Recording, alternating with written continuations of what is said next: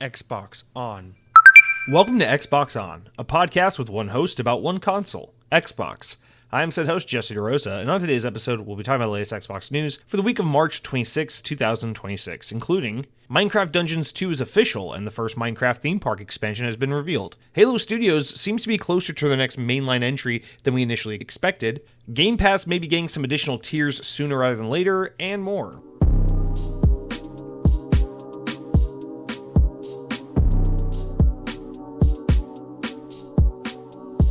On this day in Xbox history, in the year 2009, 17 years ago, Guitar Hero Metallica was released for the Xbox 360. I remember getting this game when it first launched. I remember it was a whole thing because I was like, I got to pre-order it at GameStop because if you pre-ordered it, you got a splitter cable for your drum kit and a second bass pedal, so you could connect it and have two bass pedals running at the same time, allowing you to do like a double bass thing, which was cool because a lot of metal bands do double bass, so it's cool for Metallica to have a double bass pedal. And I was like, I gotta have that, so I entered the Guitar Hero contest at school, and first place winner got a gift card to GameStop, and I was going to use that to buy the game, and then I lost, and I got second place, and I didn't get the gift card, and then my dad surprised me and got me Guitar Hero Metallica, which was really sweet, and I'll always remember that. It was a really a warming memory, and I still have Guitar Hero Metallica to this day. It's fucking sick. It has Tuesdays Gone by Lynyrd Skynyrd, which is one of the great songs of all time, and I fucking love that game. So there you go. Guys, welcome to the Xbox On podcast, episode 356. We got a lot to do today, boys. We got a decent amount to talk about.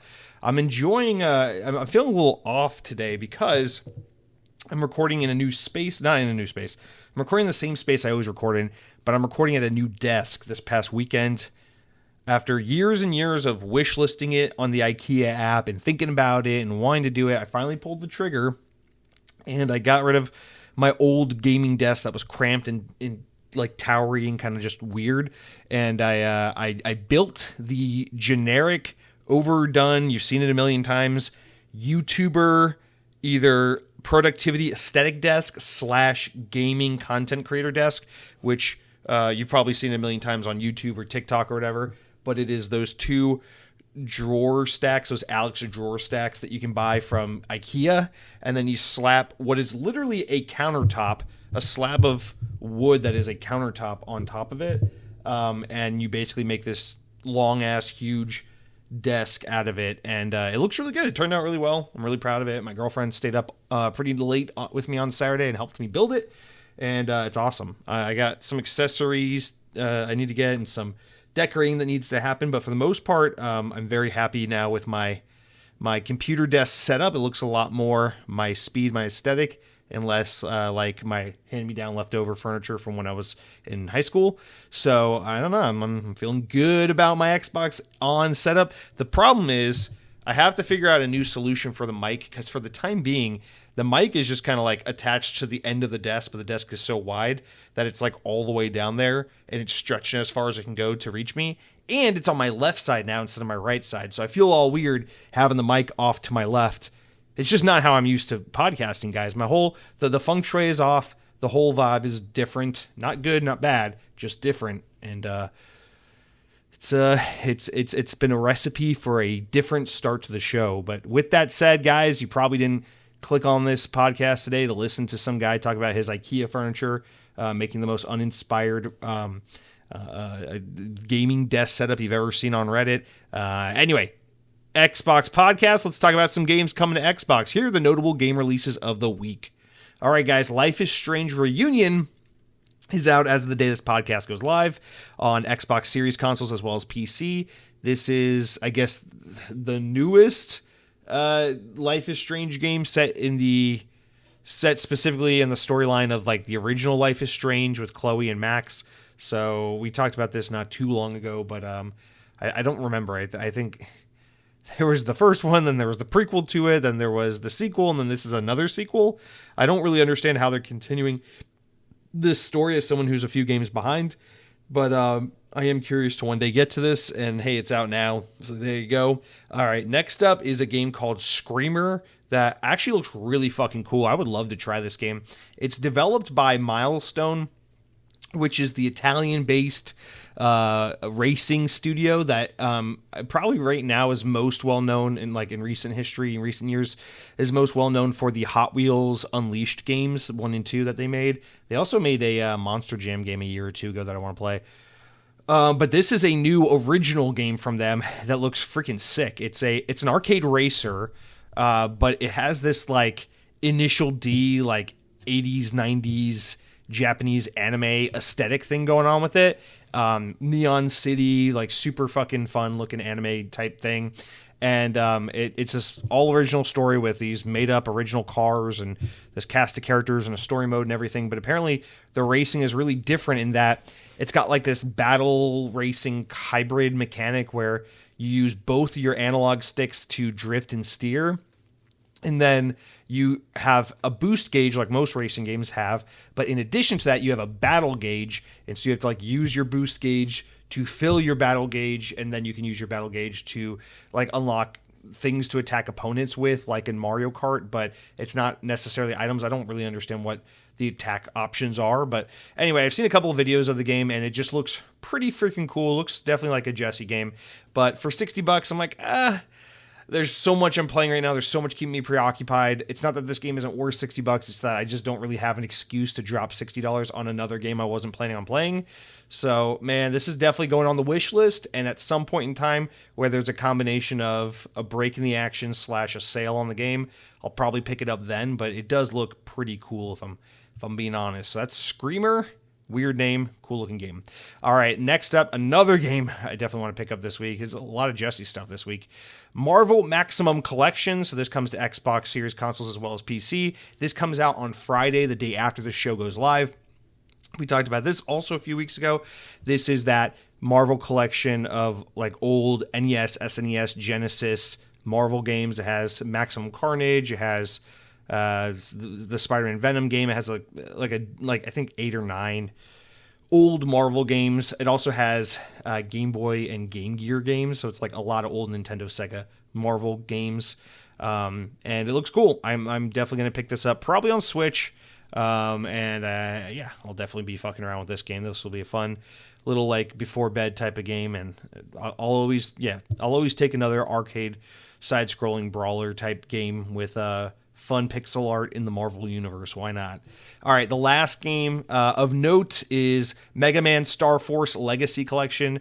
So Capcom rounding out all these Mega Man collections that they've been putting together the past couple years. I guess they've been doing it for the better part of like a decade now. Because I think that first Capcom Mega Man collection was probably like, 2018 or something? It's been a while. But anyway, that comes to Xbox and PC and Xbox One. So series consoles and Xbox One also on Friday. So I never played the Star Force or Legacy games, so I can't speak to these. I know there's different types of Mega Man. There's Legacy, there's Zero. I've only ever played like regular Mega Man, so I don't know what makes these ones special, but I know they're nostalgic and special to someone out there. And so here you go. You're getting in the form of a collection. There's your Mega Man. Okay. All right, guys, that's going to do it for our game releases of the week. What I want to start this week's news off with is kind of a story last week that I deliberately ignored and that I can no longer ignore because it was too important of a story even then to ignore. Yet I chose to anyway out of pure laziness. But we got to talk about this Nvidia DLSS 5 situation because it's just not going away. It's just such a big talking point. And I realized there was a little bit of user error and just bad podcasting in by way of ignoring this. But the reason I did was because, 1, I don't care. 2, I'm technically inept and I didn't want to have to do the research and figure out about this. And 3, I figured it wasn't going to be a big enough deal that I'd have to care about it. But oh boy, was I wrong because, this is like all anyone's talking about. So let's get into it. So disclaimer, obviously, I'm not a tech guy. I don't know what the fuck I'm talking about. The only thing I know about technology is if you get NordVPN, you can look at boobies from Europe by lying and saying you're in Montreal or whatever. But anyway, let's hop into it.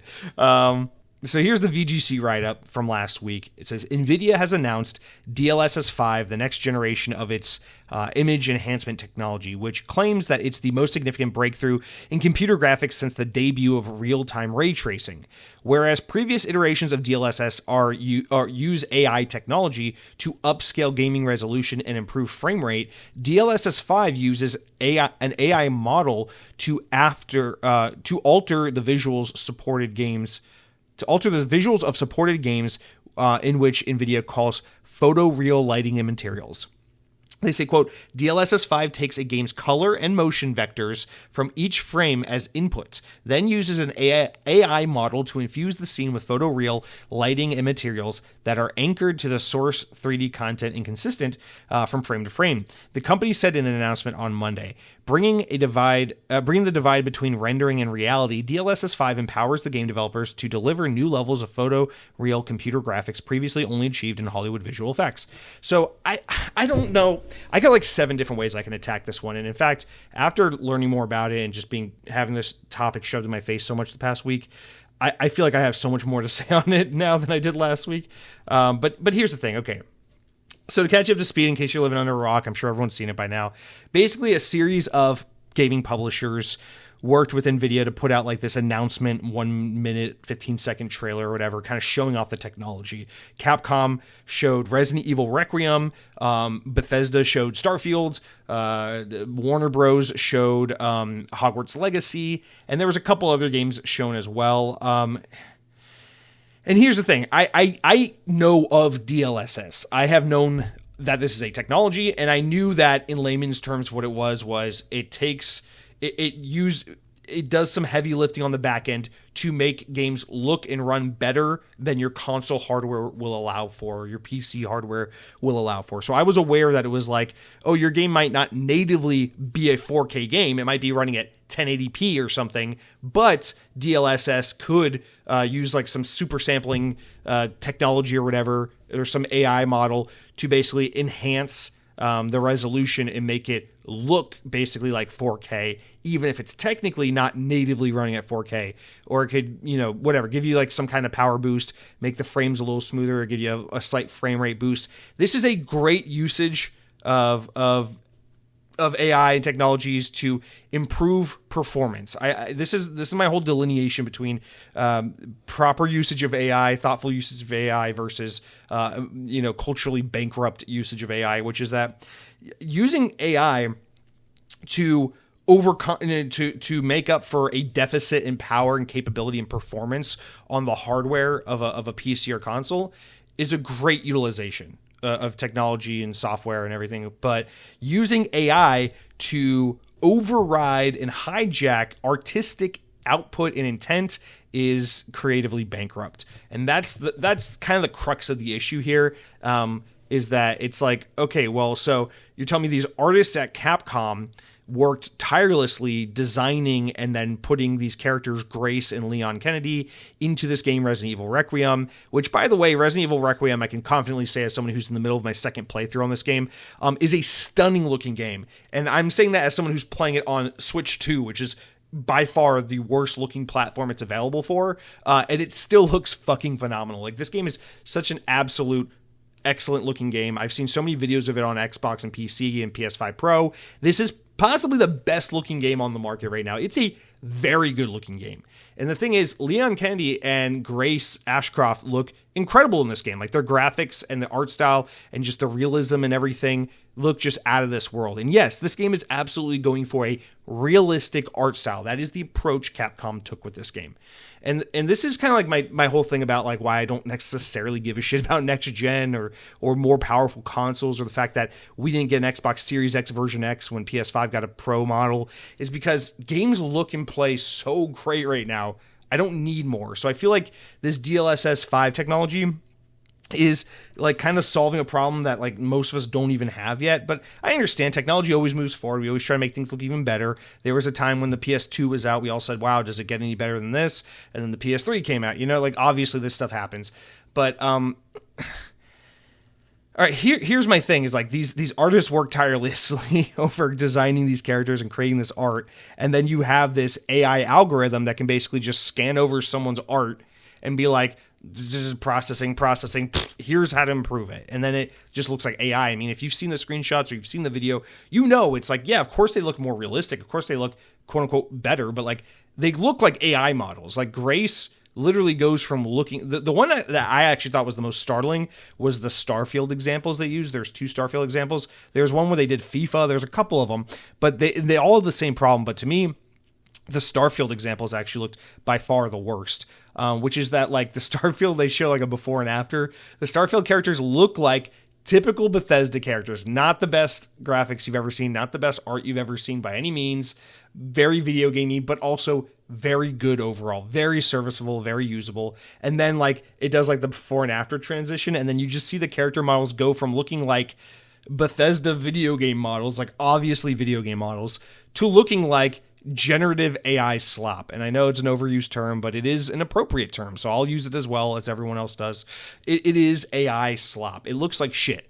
Because suddenly it doesn't look like a Bethesda game anymore. I don't know how to really put it into words, but you know, if you've played 200 hours of Skyrim and Fallout 3 or something like that, and then I show you a screenshot of the character models in Starfield, even though Starfield is a space sci-fi game that came out a decade plus after games like Skyrim, you can still look at that screenshot and go, yeah, that looks like Bethesda. Yeah, that looks like it came from the same guys that made this game or that game, because the artists and the engine and the creative team and the culture of the studio and the kinds of things that they create have this unique culture and DNA and look and feel that carries on from project to project. But then you run the fucking AI slop filter over it, and instead of it looking like a Bethesda game, it just looks like all the fucking AI nonsense you've ever seen before. It looks no different than the Will Smith eating spaghetti or Donald Trump fucking arguing with Joe Biden on the, you know, remember the Xbox Live memes where it was like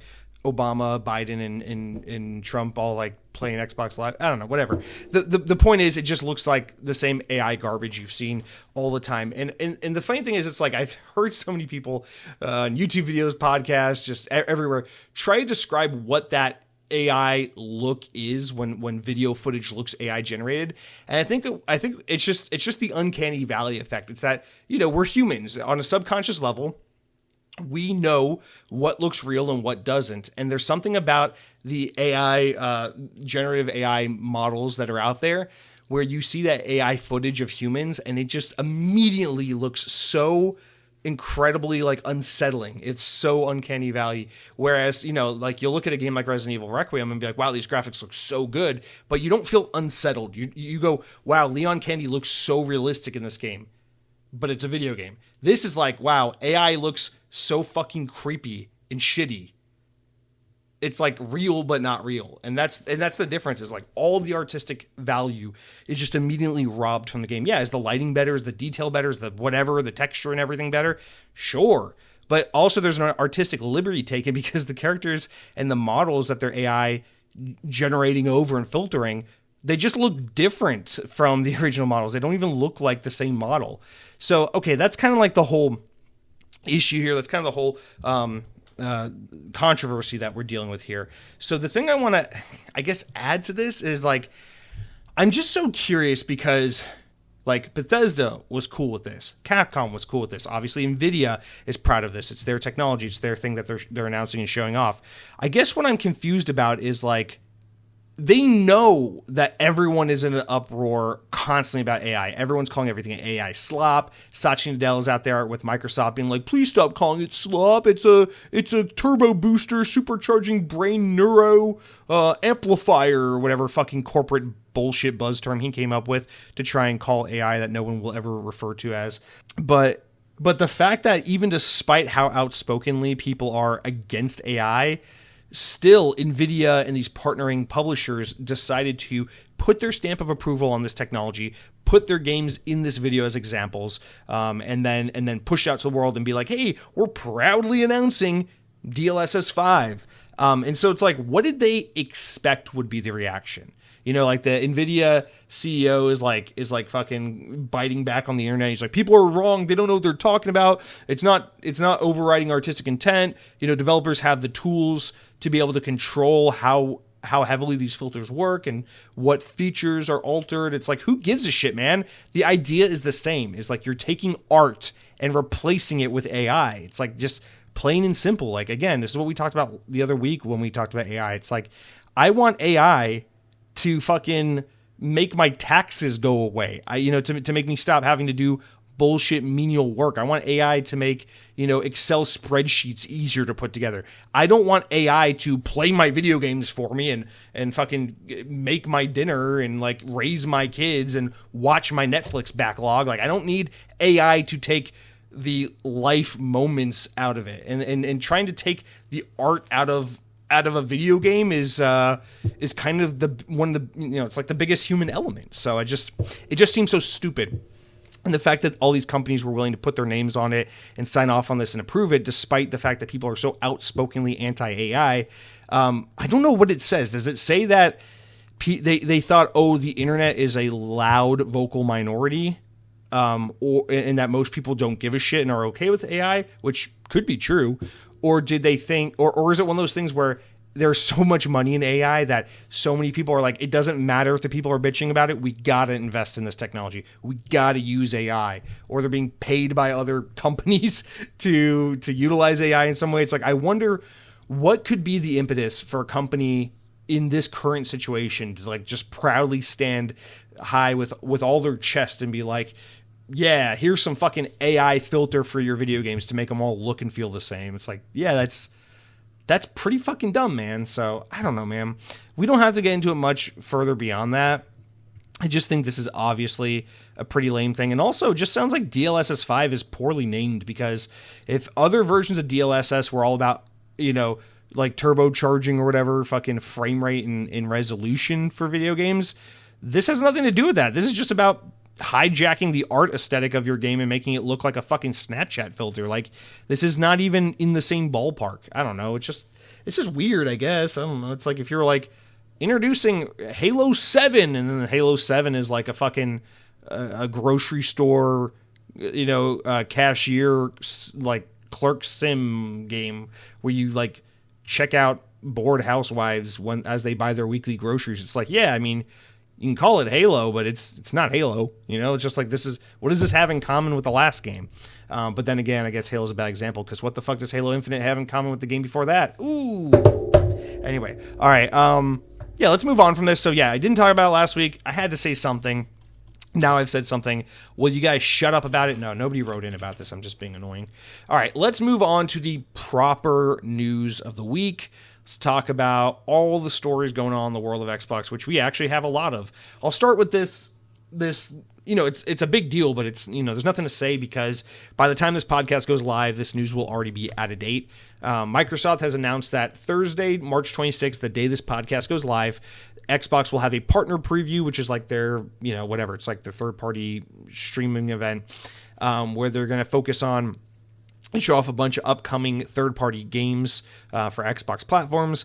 According to the announcement, this installment will include news updates on upcoming partner games from Sega, GSC Game World, Owlcat Games, plus brand new reveals, world premieres, and Xbox Game Pass announcements. So the partner preview will feature an in-depth look at Ryuga Gotoku's new project, Stranger Than Heaven, which is a game that we saw at the Game Awards like in 2024. It's that new game that looks like a Yakuza game, but it's set in like Japan circa 1915. And it looks really fucking cool, but it looks kind of like a Yakuza game. So they're going to show a lot more of that. We're going to get some update on Stalker 2 and some other games. So there's going to be some stuff to look forward to. So yeah, I'm excited to see what they have to say. Xbox has got couple new announcements. We're about to get into the other big announcement they had gaming related this past weekend, and it's cool to get all these little bits before, as we start to like ramp up towards showcase season, as it's almost April, which means we're 2 months away from the big summer showcase from Xbox. I'm excited to see more from Xbox this year. I'm excited for Xbox to have an opportunity to wow me and kind of help me get over this lull of like, I'm kind of fed up with Xbox at the moment. So cool. Anything to drum up some excitement for Xbox is good in my book. So looking forward to this. Obviously, we'll talk about it next week, because by the time the show goes live, you guys will have seen all these game announcements. So it's 1 p.m.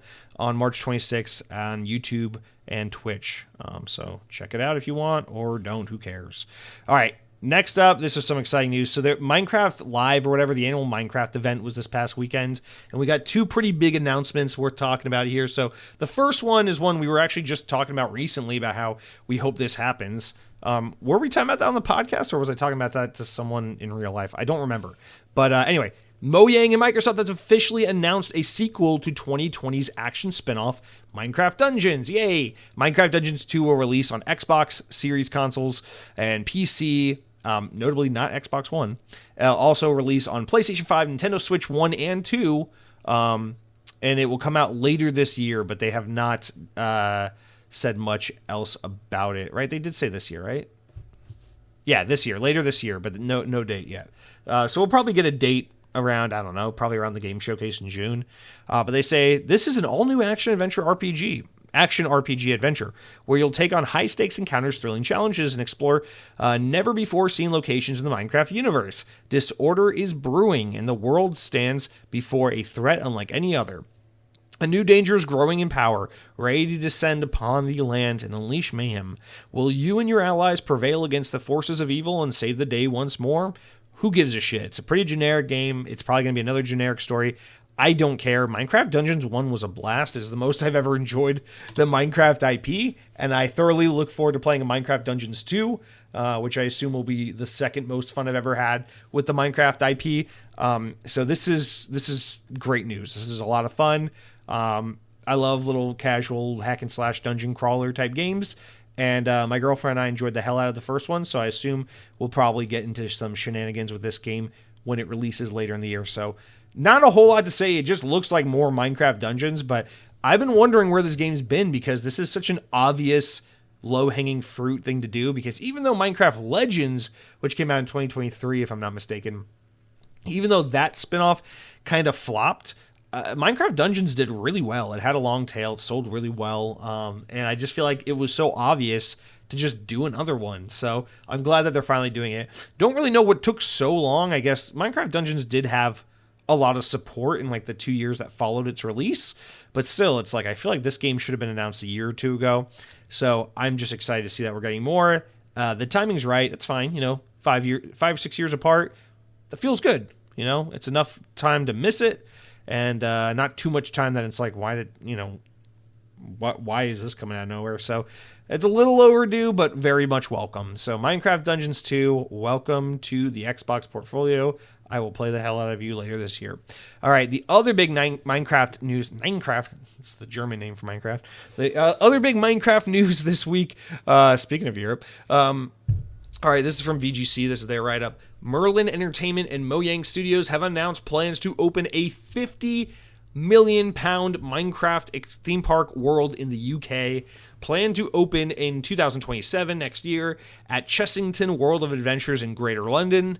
Minecraft World will feature the first Minecraft roller coaster, the world's biggest Minecraft shop, Minecraft-themed food, interactive adventures, and more. In an announcement, Merlin said that park is one of the most ambitious in recent years, and the result of a long-standing partnership between Mojang to ensure the Chessington experience feels authentic to game fans. It also shared some concept art of the Minecraft world, showing the world's biggest shop, roller coaster, and theme park entrance. Okay, so this is cool. I mean, obviously, as a theme park fan, this is exciting news for people like me. There's something here to look forward to. But also, this is happening in England, so this is not like the biggest deal for most of the world, because most of the world is not going to have access to this. Not to say that England doesn't have shit tons of tourism. They absolutely do. But obviously, this is not going to have the amount of global appeal that like a Disney World announcement would have, or something like that. A theme park where people from all over the world travel to specifically visit themselves. So this is not going to be like Super Nintendo World at Universal or like Star Wars Land at Disney. This is not on that echelon. In fact, for context, £50 million is roughly like $70 million US, and $70 million in the US for a theme park expansion is chump change if you're talking about like a Disney or a Universal. So if you're comparing this, I think the easiest thing to compare Minecraft World to would be Super Nintendo World. or Super Nintendo Land at Universal. They have it at Japan. They have it in California. They have it here in Florida now. So I think that would be the closest thing to compare it to. For context, 50 million pounds, 70 million US dollars, that, at Disney World, that gets you like a reimagining of a pre-existing attraction, or like a really like budget, kind of experience or something like that. Of course, Universal and Disney, their whole thing is how incredibly detailed and intricate and well themed and everything things are. Merlin Entertainment, for context, because I'm assuming most of you guys aren't theme park freaks, Merlin Entertainment, they're like the biggest theme park group outside of Disney and Universal. They are a UK-based company. They are most known for, in the States, they're most well known for the Legoland parks that they own and operate. But in the UK, their bigger flagship parks definitely are Alton Towers, which is like the cool, like, that's a place I've always wanted to go to. And then Thorpe Park, and things like that. So Chessington World of Adventures is one of their, it's a popular theme park. It's a very popular theme park, but it's not on the level of like an Alton Towers. So in fact, what I would equate it to, because it's a zoological theme park, if you look it up, if you're in the United States and you've ever heard of it, the closest theme park over here that you would compare a place like Chessington World to would be like Busch Gardens. In fact, very similar here. What we have about less than an hour from my house is Busch Gardens Tampa, which is very similar to this. It's a zoological theme park. It's themed around like Africa and animals and shit. Has lots of zoological exhibits and lots of creatures, but it also has tons of roller coasters and carnival rides and things like that. And that's kind of what this park is a little bit. It's like, hey, here's some like generic Six Flags roller coasters and unthemed rides and flat rides and cheapo rides and carnival rides, and then here's animal enclosures and things like that. And it's a big theme park anyway. I'm sure this is going to be a lot of fun, but I just want to temper expectations. This is not going to be a Minecraft theme park land on to the caliber of like what we got from Universal with Super Nintendo Land. I've had the fortunate opportunity to go visit Super Nintendo World twice now, since it's open here in Florida.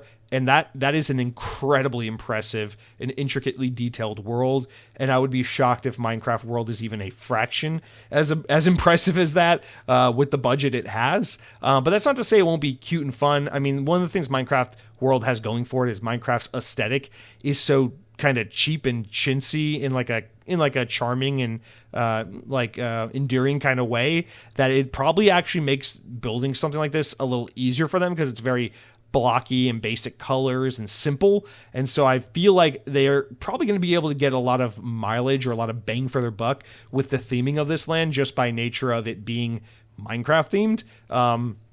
So that's a plus. But really what they're touting here is what looks like a family roller coaster. It actually kind of looks like the Mummy from Universal, what they're showing here in the concept art. It looks kind of fucking intense, if I'm going to be honest with you. It's a very short but wide roller coaster ride vehicle, like rows of 4 or 5, but a few rows. And it looks like it's in some show building that has theming. So there is some level of theming going on here. And then obviously the store is very intricately themed. I'm sure you'll see a lot of good attention to detail in the gift shop. That's where they want you spending your most time and money.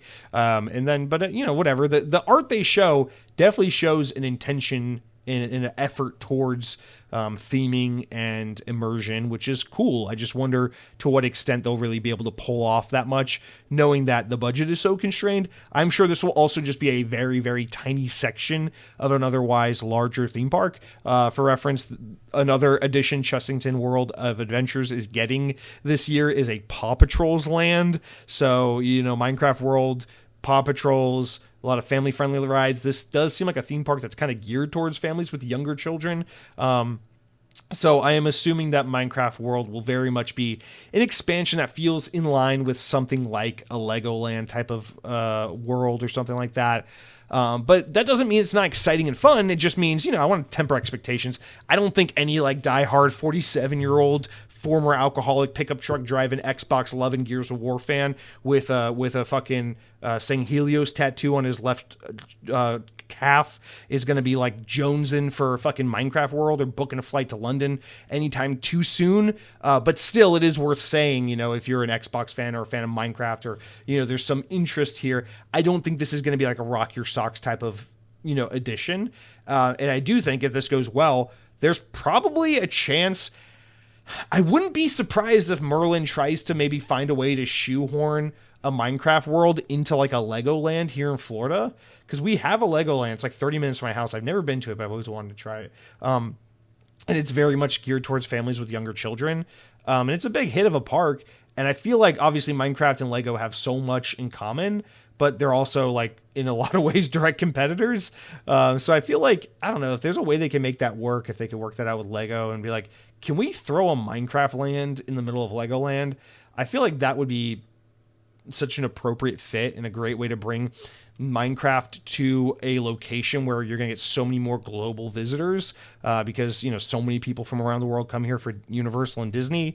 And then maybe they can check out Minecraft World while they're visiting Orlando, Florida. So I don't know, man. Tons of ideas going off here, but this is exciting nonetheless that Minecraft is venturing into the world of themed entertainment, in that Xbox is getting involved with this to some extent. Obviously, to me, I feel like this is a test bed that gets me hyped for like, hey, if this is successful, maybe we get more Xbox stuff in theme parks one day. I fucking doubt it, but my fantasy pie in the sky dream will forever and always be, what if you had something like the Avatar land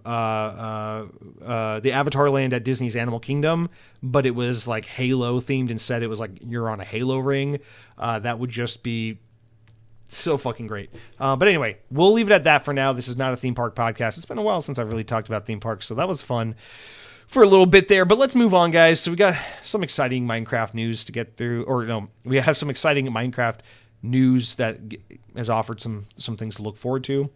Minecraft Dungeons 2 this year, Minecraft World next year. I know this show has a lot of UK listeners, so I should have maybe led with this, but to all the listeners we have over on that side of the world, are you guys planning on checking this place out? Will you go? I know we got a lot of dads listening to this show, probably, fathers with some younger kids. Any of you guys plan on taking the family to Minecraft World? I'd be very curious to know what the excitement level for you and your family is. Sounds like a pretty cool place. I would certainly check it out if it was local for me. I would be that 31-year-old man alone by himself walking around Minecraft World, where parents would be like holding their kids' hands a little tighter when I walk by, and I'd be like, yeah, I'm buying the Minecraft pickaxe and eating the Minecraft matcha cake, just while everyone gives me the fucking side eye for being there alone. But that's okay. All right, let's move on. So IGN did this interview with Chris Carlo, who's the general manager of portfolio and programs for Xbox. And I really don't want to get into too much of what was in this interview, except for this one quote here, where the IGN interviewer is kind of asking about, they're talking about Project Helix and like, how can developers support Project Helix? No one's going to be this like PC hybrid console device. How can developers start like designing and developing for a future where Xbox is a hybrid PC device? Like, what kind of things can they do now to be aware of and to be ready for Project Helix? And so I just want to read this response. So I'm just going to read his reply in this little excerpt from IGN, which says the following. Carlos says that the support he expects to be able to offer to developers wanting to come on board Project Helix will be roughly the same as what it offers now. Assistance implementing Xbox APIs, working on backend systems, business processes like promoting the game, sharing marketing data, and the like. So IGN asked him what advice he has for developers, especially indie developers, who are looking at releasing on Project Helix in future years. He said, quote, "Someone looking to be ready for the next gen and with Xbox should be developing for Xbox consoles today.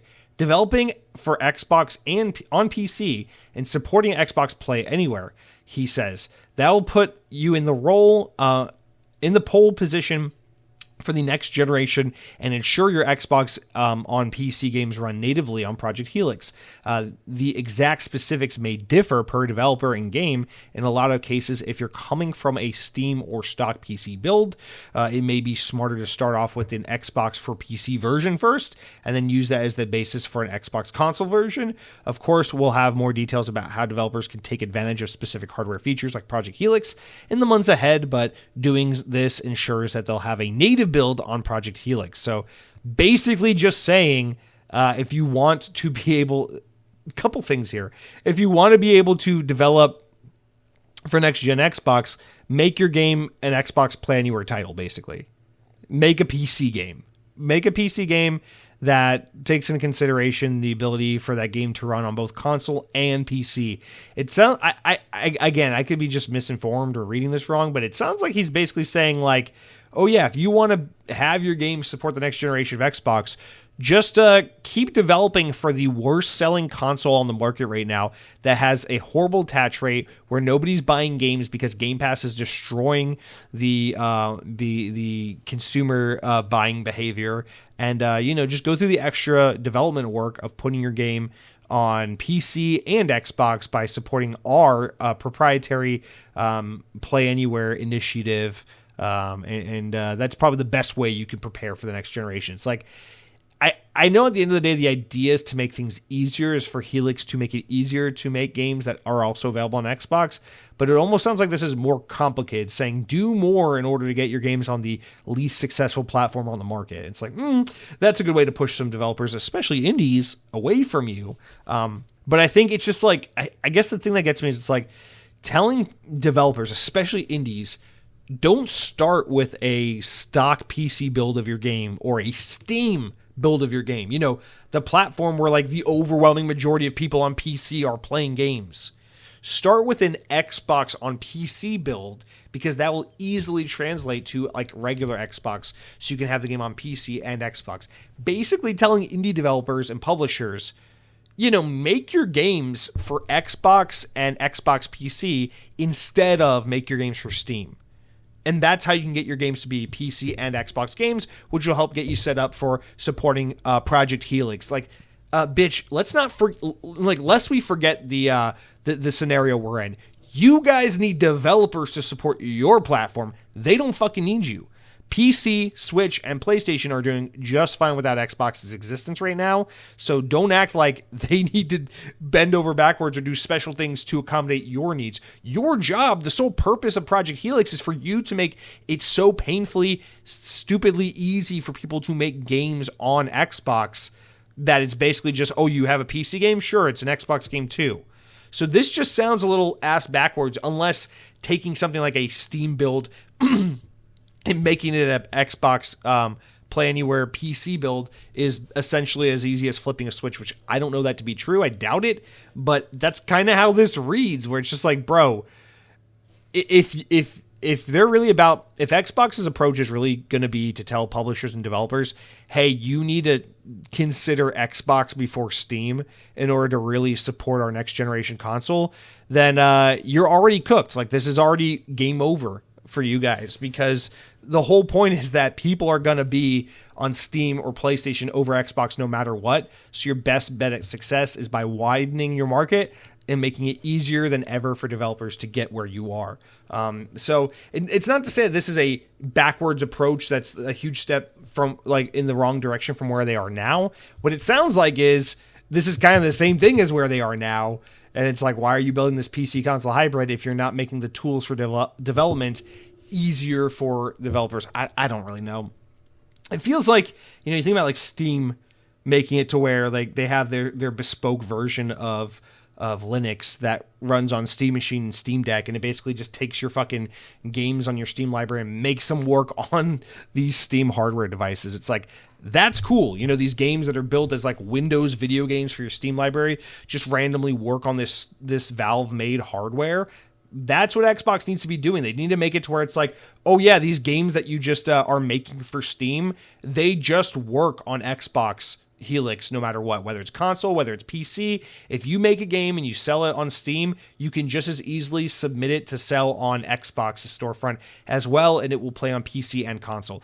That is what they need to be doing. Make it obnoxiously easy. If it's Limbo, you need to take the rope and put it like 40 feet in the air so that even the tallest motherfucker can just breeze right under that thing. Like, this is what Xbox needs to do, but instead they're immediately fucking up the whole thing and saying, you need to prioritize Xbox over Steam if you want to be ready for our next console where we need you.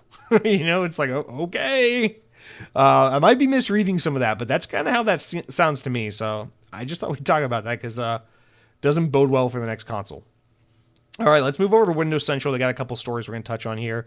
So there was a report from this small YouTube channel called Rebs, where Windows Central is reporting on it and saying that this guy basically says that Halo Studios is working with this team called Abstraction, which is a co-development team that's contributed on games like Mass Effect, Halo Master Chief Collection, Baldur's Gate 3.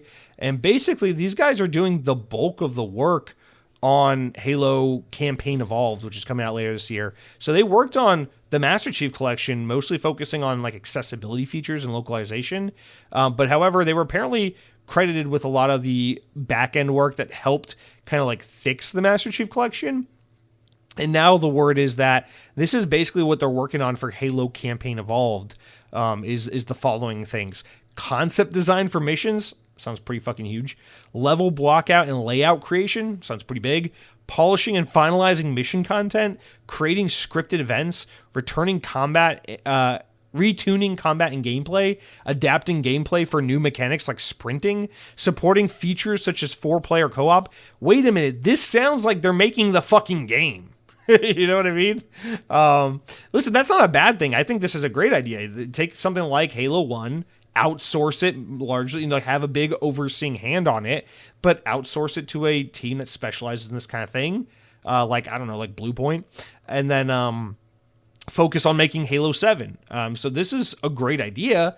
And I think that's kind of why I wanted to read this here, is because I feel like that's kind of what that suggests is like, wait a minute, if Halo Studios isn't doing all these really big undertakings for this game, they're just kind of overseeing the project and working on some smaller things, then what the fuck are they working on? And it sounds like what they're working on is Halo 7. So that's great. I mean, I hope that what that suggests is that Halo 7 is something that we could get announced as soon as like a year from now or something, like, wouldn't that be great if Halo Campaign Evolved comes out this fall, does really, really well. Everyone's like, oh yeah, Halo's so great. I love the first Halo game. What a great treat it was to revisit that game and see it looking so good and everything with all the updates and improvements, and PlayStation players can play and be like, oh yeah, fuck, Xbox has such great games. That's right. Forza and Halo, these games are so good. And everyone can kind of be high on Halo for a minute.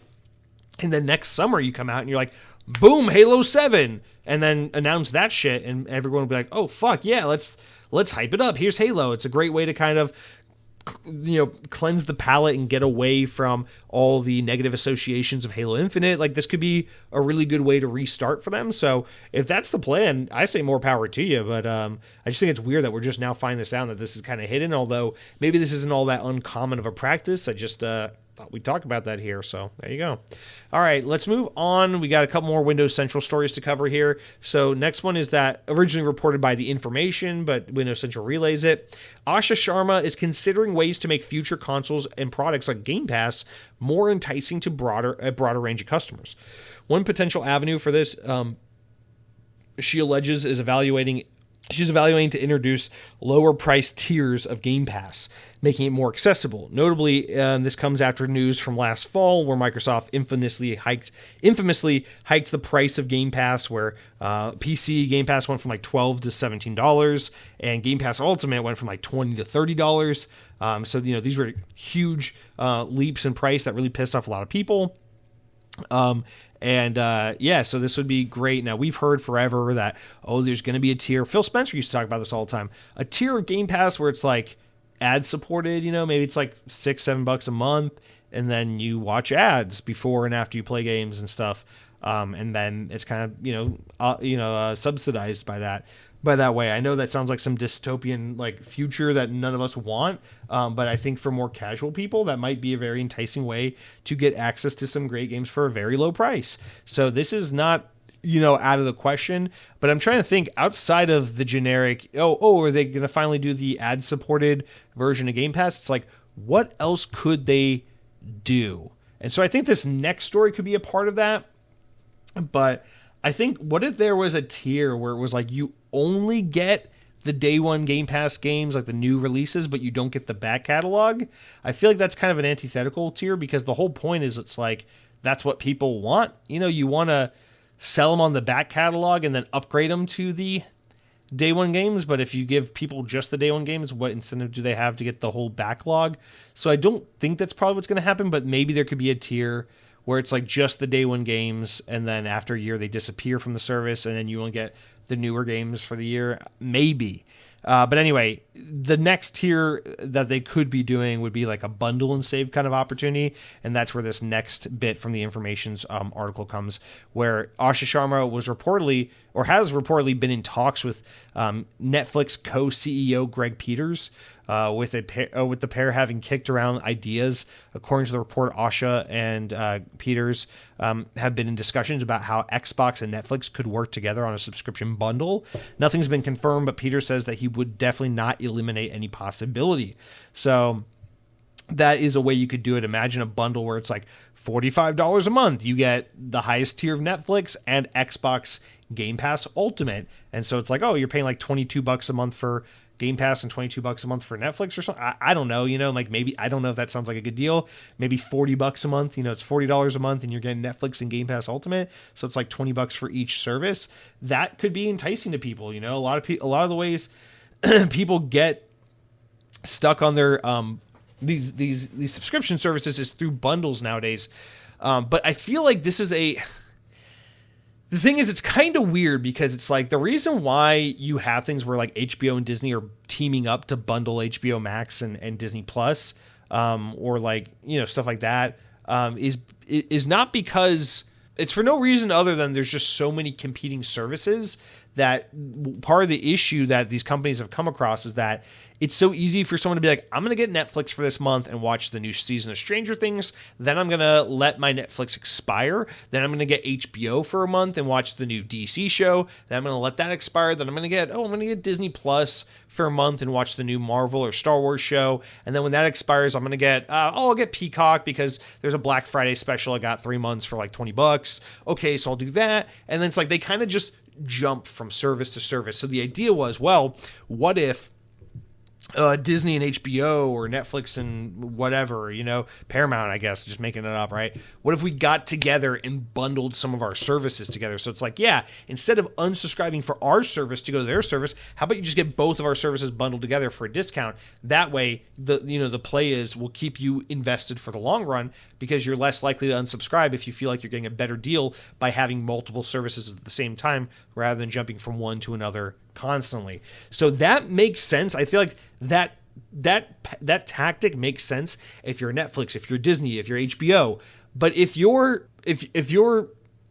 Xbox, this kind of makes no fucking sense because it's like, are people saying, oh, I'm going to do a month of Netflix, then I'm going to unsubscribe and do a month of Xbox Game Pass, then I'm going to unsubscribe and go to the gym for 1 month, and then I'm going to cancel my gym membership and get fucking Pornhub for 3 months. It's like, just because something's a subscription, and listen, I get it.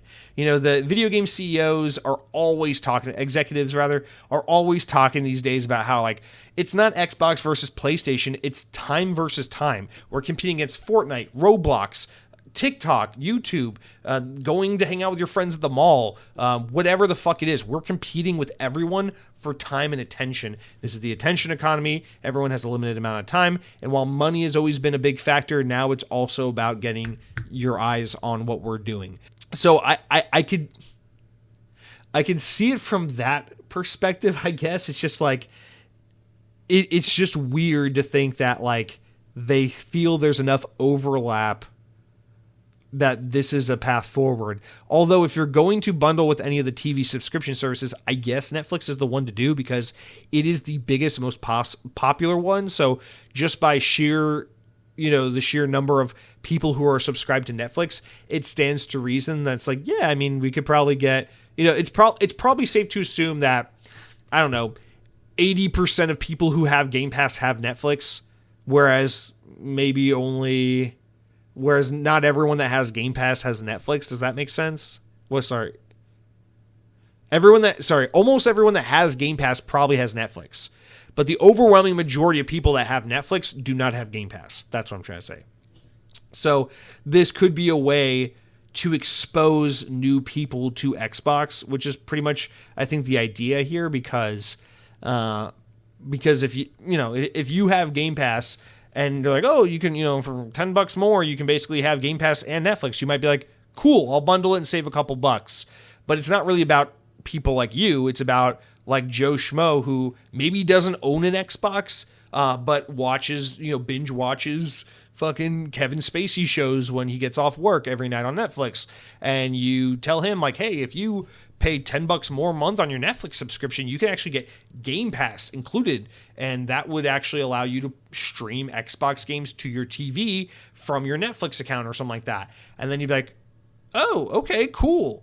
And then it's like, all right, now you got someone who doesn't own a video game console, who wasn't going to play Xbox otherwise, who's now like, sure, why not? I'll check out that brand new hot game everyone's talking about, Sid Meier's Revolution 7 or whatever, if, on Game Pass now, if I can be a part of the conversation. So I get it. It's not a terrible idea. It's just like, you wonder how successful it could be, especially when Xbox has failed so catastrophically repeatedly at this whole, like, don't buy a console, just stream it from your Samsung, just stream it from the cloud, just stream it from your tablet, just play it. It's like, okay, we get it. This is an Xbox. We know they're killing that marketing campaign, but this idea kind of sounds like this is an Xbox type initiative, just saying. But that's the only way I can really think about this is, Asha's job at the end of the day is going to be, how can we get Game Pass and Xbox in front of new customers? And trying to put your product in front of the faces of Netflix customers is a great idea, considering the overwhelming majority of Netflix people are not Xbox people. But I don't see this making sense the other way around, because the majority of Xbox people either have Netflix or don't care. And so, like, what's really in it for Netflix? I see what's in it for Xbox. What's in it for Netflix? And I feel like that just becomes yet another example of, like, Microsoft overpaying another company to shoehorn their way into something to try and make a splash. But we'll see how that goes, right? Not to say that this is happening, but it's a talk, it's a possibility, maybe. All right, let's move over to pure Xbox, where we got a quick one here where 2 Xbox executives have departed the company in the past week. This was originally Tom Warren from The Verge was like tweeting about this or something, I think.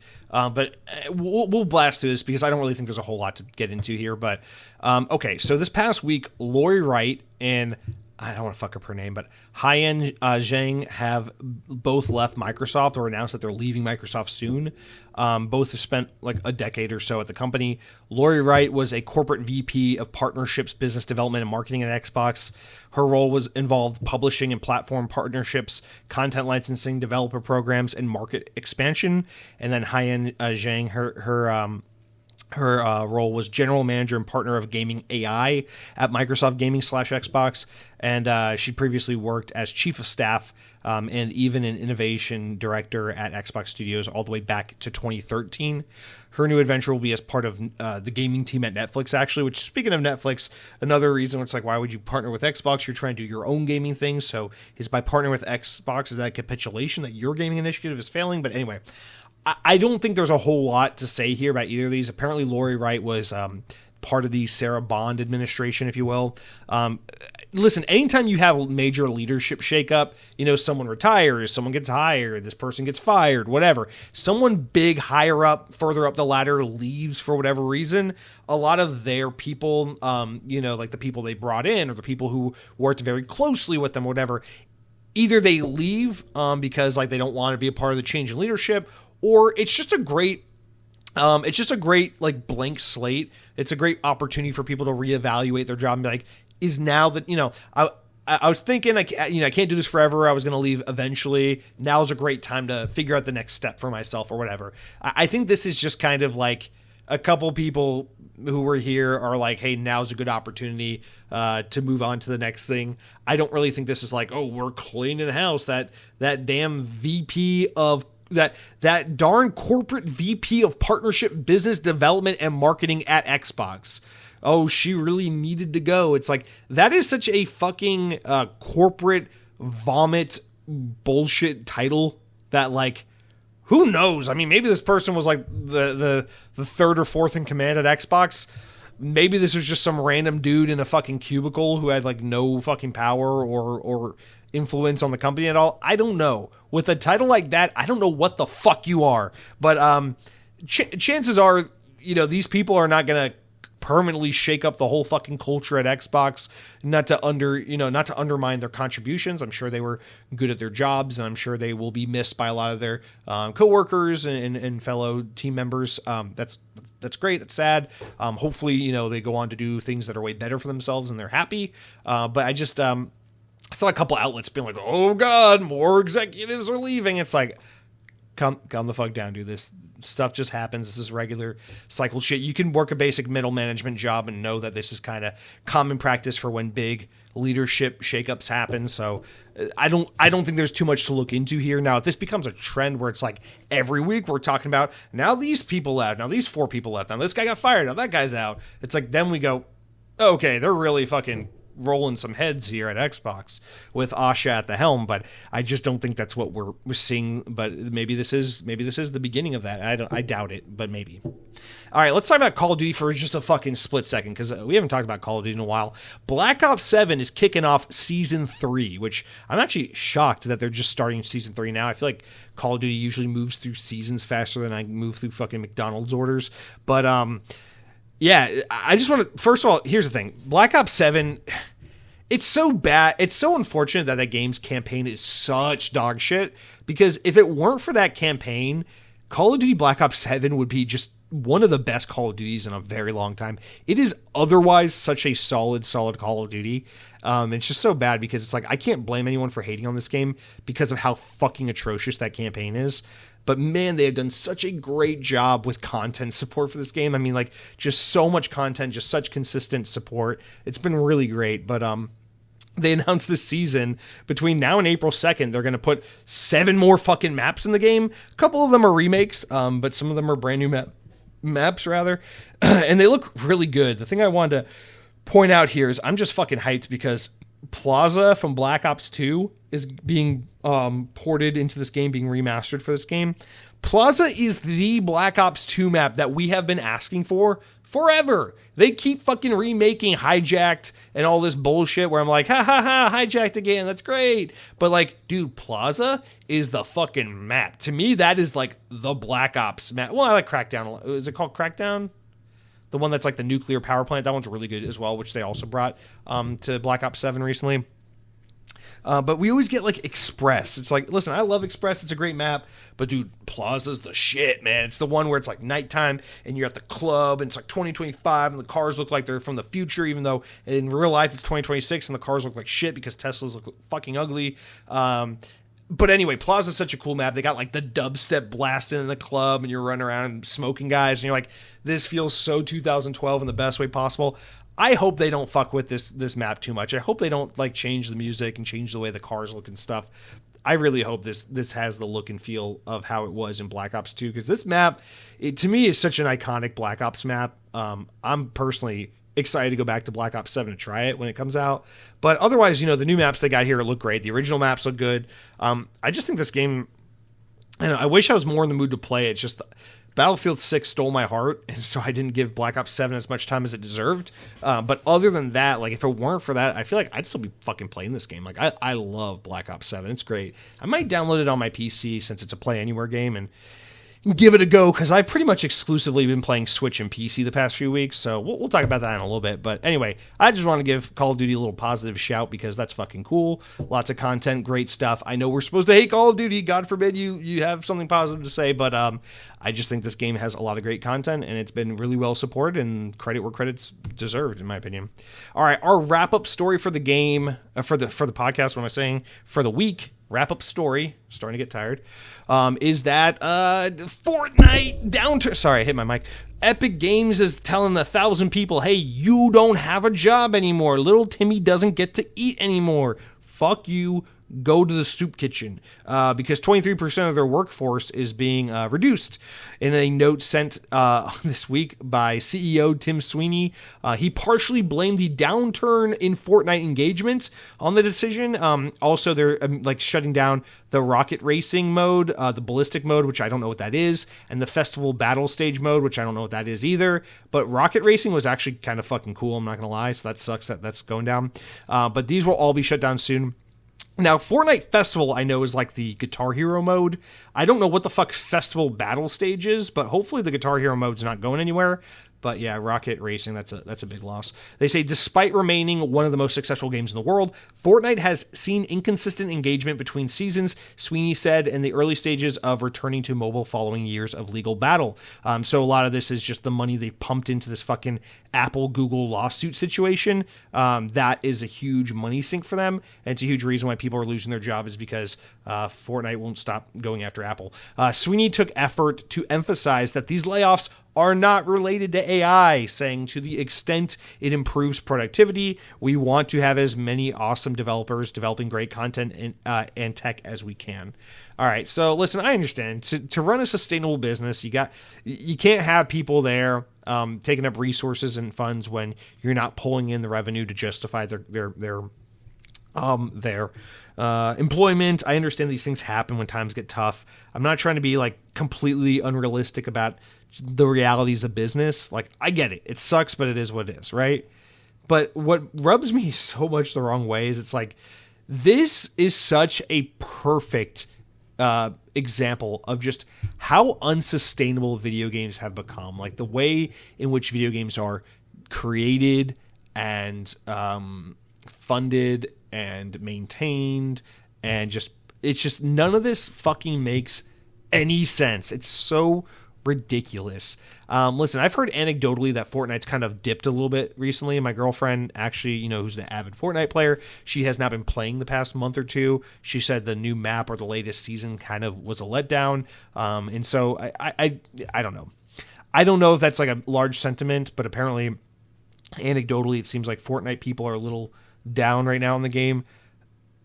Here's the thing is like, listen, I understand Fortnite is popular as hell, but when you are the most popular game, the most talked about game, and the game everyone thinks of these days, when you mention video games, like the thing that comes to everyone's fucking mind is Fortnite now. When you are that game and your whole success is driven by this like constant cycle of engagement and new content, and then even you aren't doing well enough to keep your people employed and you have to start laying people off, what does that say about the relationship this industry has with employment, with content, with pricing models, with what we expect? It's just so unsustainable to think like everything can go on forever. Fortnite is just going to keep fucking taking all the TV shows from your childhood and making you spend $20 to wear all the fucking Bart Simpson skins because you're fucking weak and you have no financial control over your goddamn bank account. And every time they put fucking Voodoo Vince in a game, you're gonna cave and buy the skin. And I say that as a man who has spent money in Fortnite and has the Master Chief skin and has the Captain America Sam Wilson skin and who has the Marshmallow skin. Like, I'm not gonna say I'm not part of the problem. It's just, this is so disheartening to think that you could have your name on the like most successful thing going on in the entertainment industry and be like, well, sorry, engagement's down, so fuck off, you're fired. It's just like, it's such a tenuous, precarious situation for game developers to be as skilled and seasoned and talented as they are to produce the high output and quality that they commit to, and then still not have job security, even when they're working on something as iconic and profitable and important as like Fortnite. It's just like, what the fuck do you do at that point? Is anything good enough? And it just feels like no. It's like, listen, man, like at this point, it's like to all and any aspiring game developers, here's my advice. Don't fucking do it. Like there's no guarantee you're going to have a job. There's no guarantee that there's a tomorrow. I just can't imagine being, reminds me of the EA thing from the other week where like they're laying off all these people with Battlefield 6. And it's like, you finally did it, man. You finally had a year where you beat Call of Duty. What the fuck more could you want? Why are people getting laid off? You had the best selling game of 2026 and now you have to lay people off. It's like, what is good enough? Like, I don't know, man. Like, think about all of us here at the show. It's like, man, we all got like day jobs and stuff. Do we walk into our companies and our bosses say, hey, we got to do this. Here's the number we're shooting for this month. I hope we accomplish this, this, and this. And then it's like you crush your fucking job and you do all your KPIs and you win and you get the numbers and whatnot. And then your boss goes, great job. You did it. You're fired. And it's like, God damn it, dude. What do you have to do? Whose dick do you have to fucking suck to get a little job security around here. It's just, and I'm not necessarily saying, oh, fuck Tim Sweeney, fuck Epic Games. Like, I don't know. I don't know the business realities. It sounds like they've been a little frivolous with their fucking money pursuing this Apple lawsuit for like 75 years at this point.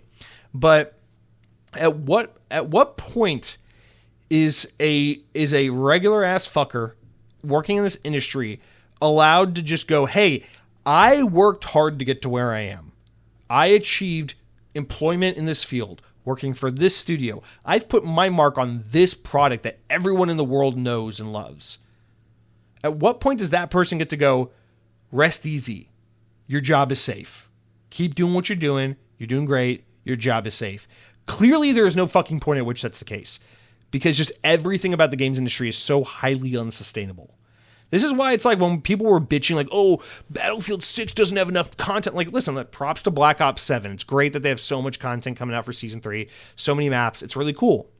But I'm cool with, hey, we got like one map, and in 3 months we'll have 2 maps, and then 2 months we'll have one more map. Like, that's cool, man. We don't need a new season every 3 weeks. We don't need a new fucking, like, a nostalgic tie-in. Oh, it's The Simpsons. Now it's South Park. Just kidding. It's K-pop Demon Hunters. Like, we don't need it every 2 goddamn seconds. We got to figure out a way. We got to go back to the drawing board, man. We got to figure out, what do we need to do to make it to where people can be passionate game developers who put their hearts and souls into creating something that they can be proud of without having to worry about fucking Nvidia overriding your art with some AI slop and then Tim Sweeney telling you to get the fuck out of there, you're fired because you only made $8 trillion this month. It's like, it's so dystopian, it's so disheartening, and it's just, I don't know, man. Maybe this is me just being a millennial, like feeling the perpetual pain of the millennial experience, but it's like, society always tells you this is what you got to do to win in this world,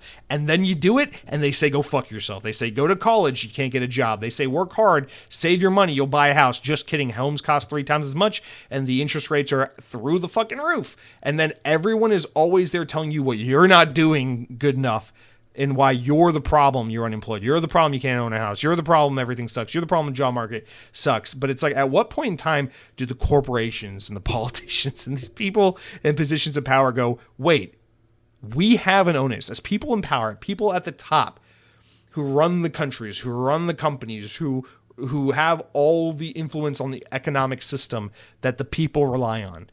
What responsibility do we have to take care of these people? It's crazy. I've been on a huge Spider-Man kick lately because that trailer for Spider-Man Brand New Day came out. And you guys know I'm such a huge Spider-Man fan, and like when that trailer came out, I probably watched it like 100 times over. And I've been so excited for Spider-Man lately that I've been rewatching Spider-Man movies and rewatching the Spider-Man cartoon before bed. And I'm just, I got like YouTube essays on in the background all the time talking about Spider-Man. Oh, here's a story arc that ran in the comics during the 80s that is not a lot of people talk about, but it's been highly influential in this movie and that movie. Just listening to all kinds of Spider-Man shit.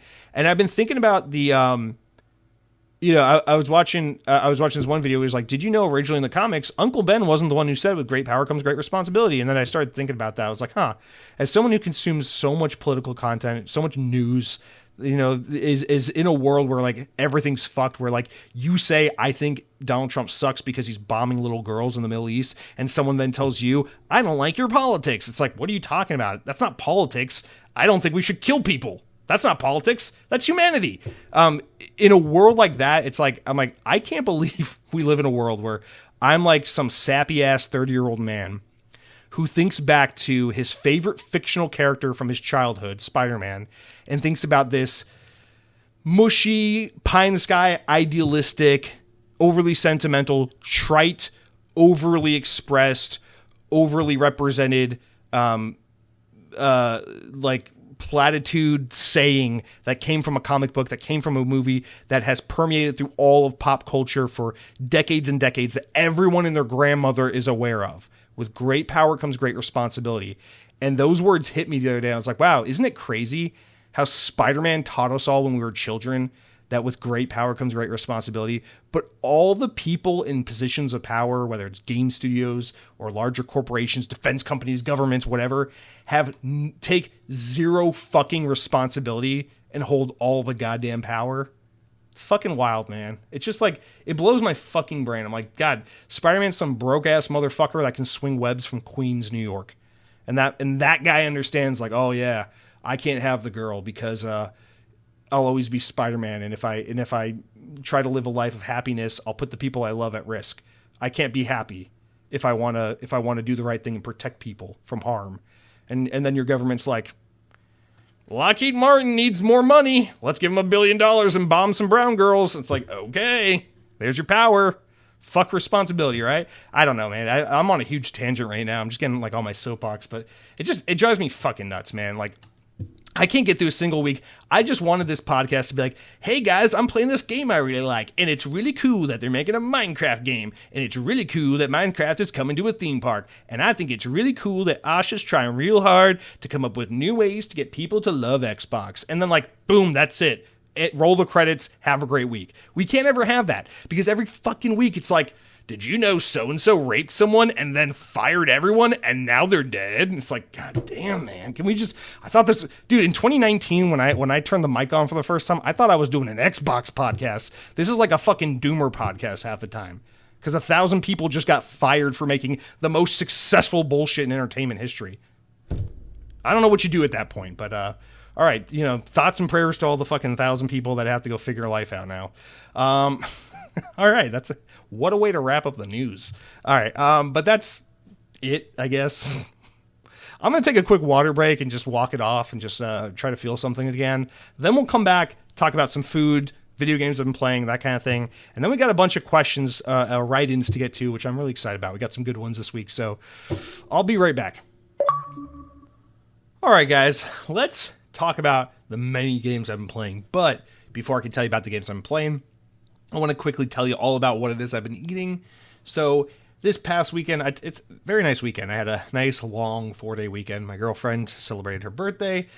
So we both burned a couple days off work to spend together, do a couple things. We hit up a couple museums, went to a couple restaurants. It was very nice. But one of the things we did on Saturday, we were in Tampa and St. Pete, just because we like it over there. There's a lot of good stuff to do. And there's this local chain of fast food restaurants in the greater Tampa area. So they go as far east as like Lakeland, I think Lake Alfred or something like that, like kind of the no man's land between like Orlando and Tampa. But they're mostly in the greater Tampa area, and it is a chain fast food restaurant called Salem's. I don't know if these guys are somewhere else. I need to look them up. But to my knowledge, they are, I don't know, there's probably like a dozen locations, and they're all like in that part of Florida and nowhere else to my knowledge. But it's a fun little fast food restaurant. It's got like this fun blue and purple kind of like paint job all over the store. And they specialize in like things you can throw into the fryer, I guess. Their menu is like fried everything, like chicken tenders and french fries and sweet potato fries and corn dogs and okra and fucking jalapeno poppers and everything, just all mozzarella sticks, everything you can fry, chicken wings, everything you can fry, they got there. But their main items on the menu is like Philly cheesesteaks, gyros, chicken wings, and then they got like burgers, chicken sandwiches, fish sandwiches. But I don't know. I'm like, we were on our way home after a long day, and I was like, kind of want to stop by Taco Bell and grab something real quick. And then we were driving past the Salem's, and I was like, you know what? I'm like, we've never been here. Every time we come to Tampa, we always drive by one or two of these. I've always been curious about it. I'm like, you want to try something new? You want to try Salem's for the first time? So my girlfriend's like, yeah, that sounds sure. Let's do it. Let's at least give it a try so we can say we did it. And here I'm thinking like, there are lots of states that have local fast food chains that are like pretty good. Like when I was a kid growing up, we had Chick-fil-A. Obviously Chick-fil-A's all over the place now, but growing up in North Georgia, Chick-fil-A wasn't everywhere, and we had it. It was fucking awesome, and now everyone loves Chick-fil-A. And like North Carolina, they have a place called Cookout, which is a chain restaurant that started to make its way into other parts of the South. And it's fucking awesome. It's a great fast food restaurant. So I was like, maybe this is like, Raising Cane's. They're from like New Orleans or something and spread. So I'm like, maybe this is like Tampa's version of that. Maybe this place is going to be huge in 20 years. I don't know. This place is not going to be huge in 20 years. I'm telling you that. It's not bad at all. I got a Philly cheesesteak. She got a typical original lamb gyro. Both came with French fries. French fries suck. First of all, I hate super beefy potatoes, like French fries, especially when they're not like properly like fried and everything. It just tastes like big mushy potato with no seasoning on it. Fries sucked, but the Philly cheesesteak I had was like totally fine. It was like 6.5 out of 10. The Euro, I tried to buy that. It was like totally fine. They got they're advertising like, oh, we got like buy one get one free milkshakes all day every day. I'm like, oh, it's cool. Maybe this would be a good place to go grab some ice cream or something because they got a bunch of ice cream flavors too. But I'm like, I don't know, man. There's something about this place. It's like just kind of sad. It's kind of lame. All of them kind of had that like rundown like Hardee's, Carl's Jr., Checkers kind of feeling to them. I'm like, I don't know. This is a place I got to go to again. I was a little underwhelmed. Glad I tried it because now I can say, oh yeah, I've had Salem's. But like, man, if I can do it again, like if I'm back in the same scenario this time next week, I'm hitting up Taco Bell instead of Salem's, as originally intended. I don't know. I don't got a whole lot to say about it. I don't maybe I'm wrong. Maybe these things do exist in other places. I should look it up. I don't know if there's anywhere else in the world. I've never heard of Salem's anywhere except when I'm in Tampa, St. Petersburg, Lakeland, like the greater Tampa area. So I don't know. But that is Salem's. That's what I've been eating. It was totally fine. All right, guys, let's get to what I've been playing because that's not totally fine. That is totally awesome.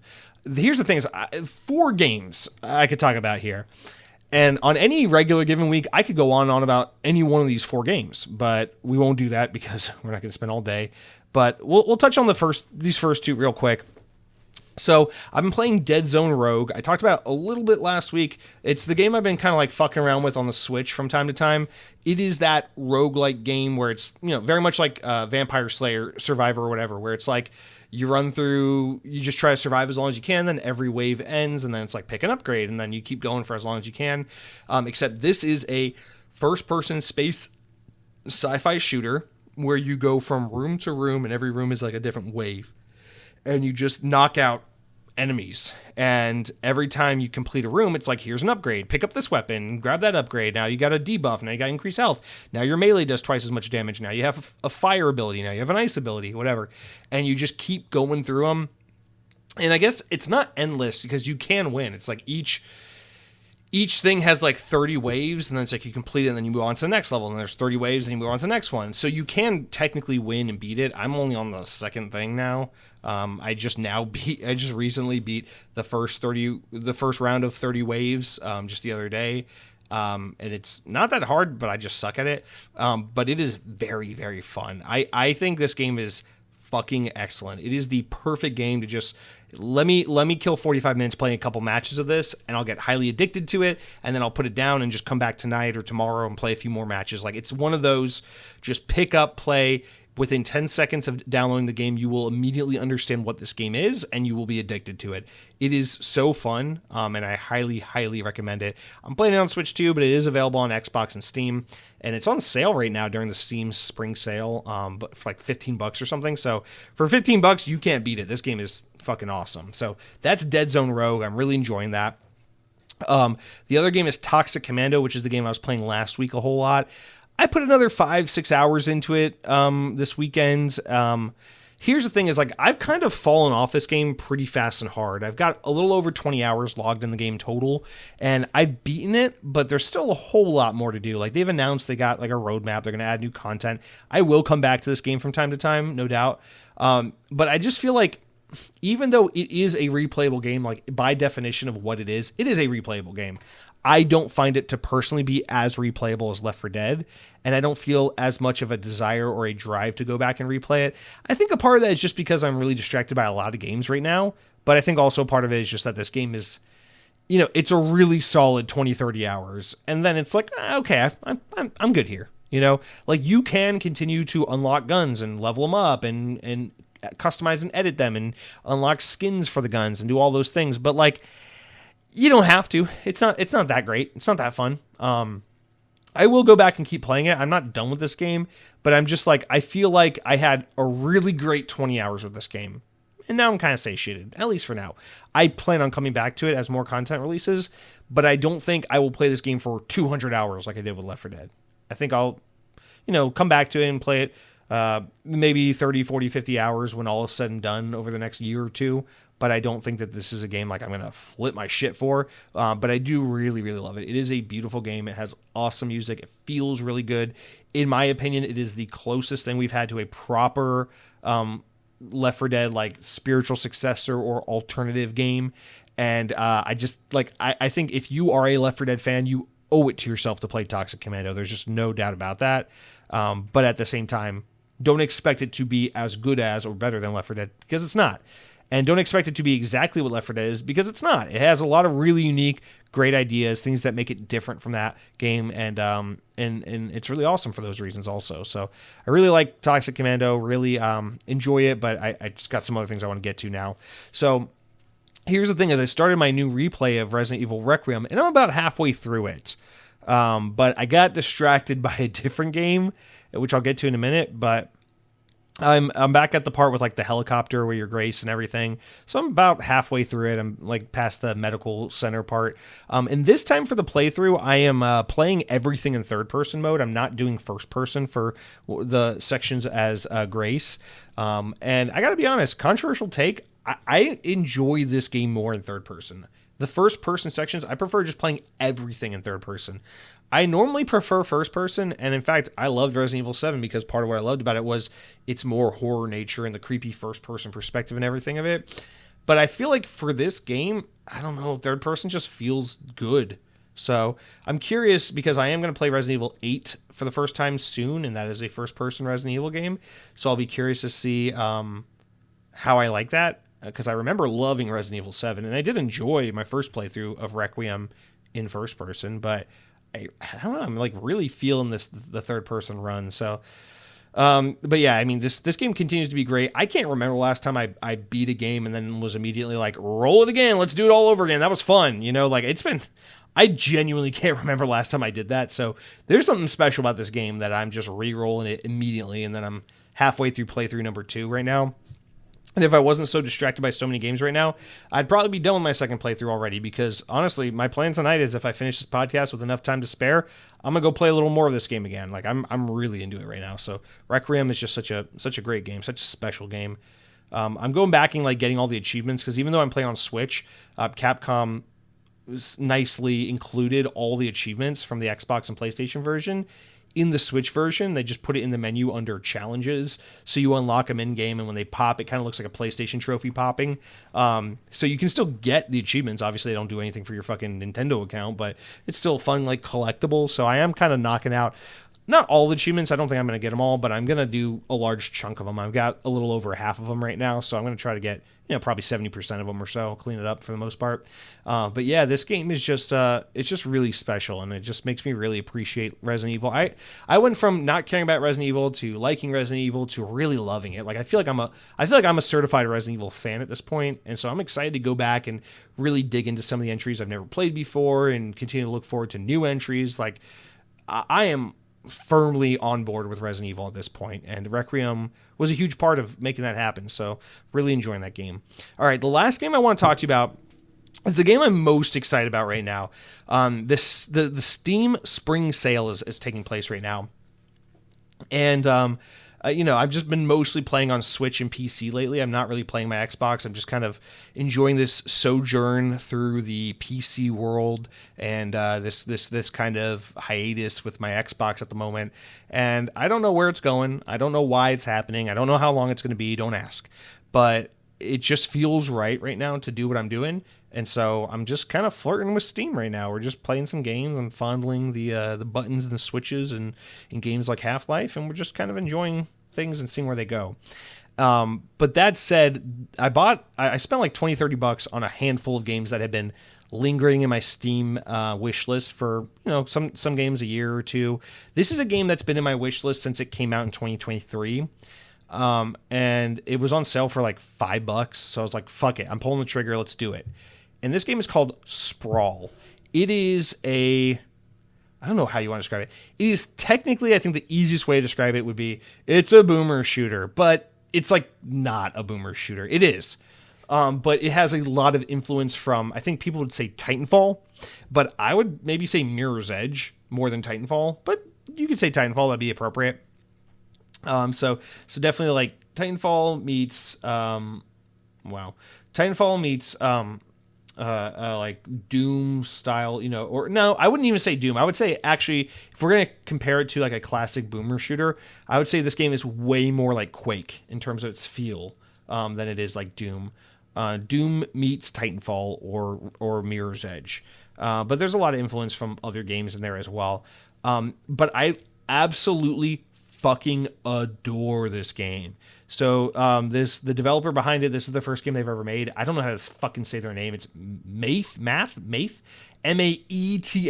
Fuck them. I don't know where that name comes from.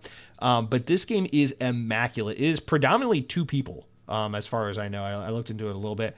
And they are from somewhere USA, but they are from this country, from what I gathered. But dude, this game is absolutely immaculate. It is this like dystopian cyberpunk boomer shooter. And here's basically the gameplay loop. So you can do a long slide, you can run and jump from wall to wall, kind of like Titanfall. But then you also have this like slowdown mechanic, kind of like Max Payne. And the only way to fill up that gauge is to, much like Doom or any other boomer shooter, keep killing shit, because as you kill shit, it drops health, they drop ammo, and they drop, I don't remember what they call it, but it's like the slowdown mechanic. I think they call it like precision or endurance or something like that. I can't remember. I know that's wrong, but anyway, it is so good. I don't really know how to describe the story, because the story is like kind of just not the best. But the vibe of this game and the sound is so good. They say on Steam, it's a hardcore, endless cyberpunk megalopolis. Escape the walled city and take on the militarized government of the Sprawl. Fueled by the blood of your enemies and the mysterious voice in your head, make your way towards the spire to topple whatever lies within. This is one of those games that just gets like crazier and crazier as you progress. It's broken into 3 chapters around, I don't know, like 10 to 12 levels. But I'll actually say the first chapter, the first 5 levels are actually the best part of the game, because I just think those levels are the coolest. But the levels definitely get like crazier and crazier as you progress. Like it goes from, I feel like the beginning of the game is very like platform heavy, platform exploration, not exploration, but platform movement based, and the latter half of the game is more combat based. I would say. But dude, it feels so good because, it's a boomer shooter. So you end up over the course of the game just accumulating a bunch of guns. You got dual pistols, dual SMGs, you got a shotgun, you got a rocket launcher, you got a grenade launcher, you got a machine gun, you got all the fucking weapons in your arsenal. And you're just like running, poo, slow down time, headshot, switch to a shotgun, jump and bounce off a wall, turn around, pop a guy in the fucking face. And then like, jump on a wall, double jump again up through on a ledge, and then you see 3 guys, switch to your grenade launcher, pop a grenade launcher, and fucking and blow up a bunch of fuckers. And once you get into that like rhythm, that like song and dance kind of feel, with the combat and the movement all in tandem, it feels so fucking good. Like it is one of the best feeling retro shooters I've played. And I played it all keyboard and mouse. I did, after I beat it, go back and play a little bit with controller just to feel it. And it's totally fine on controller. It feels pretty good. But I think this is a game that feels best mouse and keyboard. And there are very few games I feel that way about. I'm usually use an Xbox controller on PC kind of person when I play PC. But there are some games like Left 4 Dead or Half-Life, basically anything made by Valve, where it's like, I'll do mouse and keyboard. That's what feels right. This is one of those games where it just kind of feels right to use mouse and keyboard. But yeah, dude, this game is just adrenaline. That's what they call it. Sorry, the slowdown meter. It's called adrenaline. I kept forgetting. Anyway, this is just an immaculate game. I cannot fellatiate this fucking this game enough. It is just, God, and the art style is so good. I gotta say something. This game perfectly captures an art style that I would describe as probably, I don't know if it's my favorite art, like type of art style or graphical feel, but it is definitely the fuzziest, warmest, most nostalgic. Like I know a lot of people from the 80s feel like a really strong emotional attachment towards like 8 or 16-bit gaming, like NES and SNES kind of looking games. And obviously that's been a huge influence and inspiration for a lot of the indie scene over the years. But for me, as someone who was born in the mid 90s and really came up during the early 2000s, one of the graphic styles, I'll say graphic, I won't say art, one of the graphical styles that to me has that really like warm, fuzzy, nostalgic, feel good kind of feeling is actually, and I don't really know how to describe it, so like bear with me, but I want to say like early 2000s PC first person shooter. Like I think of games like Painkiller and Max Payne, but then stuff a little earlier like Quake and Doom, stuff that has that like rudimentary 3D where like maybe the guns graphics look pretty good, but then like the characters have like that smushed, ugly fucking Max Payne looking face, but then the environments look kind of realistic, but kind of like the textures are flat. Like, I don't know, stuff from like, I'd say like 1998 to 2002, just like the way that a lot of like PC games looked during that era, where it has everything from like this somewhat N64 or PS1 looking kind of style all the way to like this kind of like high end, like, I don't know, I think of like how Spider-Man the movie game from 2002 looked so good running on PC. When I was a kid, we had it on PC for some reason. I thought it looked so good. It's just one of those things where like you kind of combine a little bit of the art style of all those things. But man, like to me, like those kinds of games, I think in particular, like a game like Painkiller is really a game that kind of sums it up well. Like, or Quake 2 or Quake 4 or something like that. Those games have an art style or a graphical fidelity that to me looks so good. And I'm so glad that we're at the point in time now in the indie scene and where game development is accessible and doable enough that there are developers out there trying to make games that strive to capture that kind of graphical fidelity and that feel, because there are other people clearly who are inspired by and feel nostalgic for that style.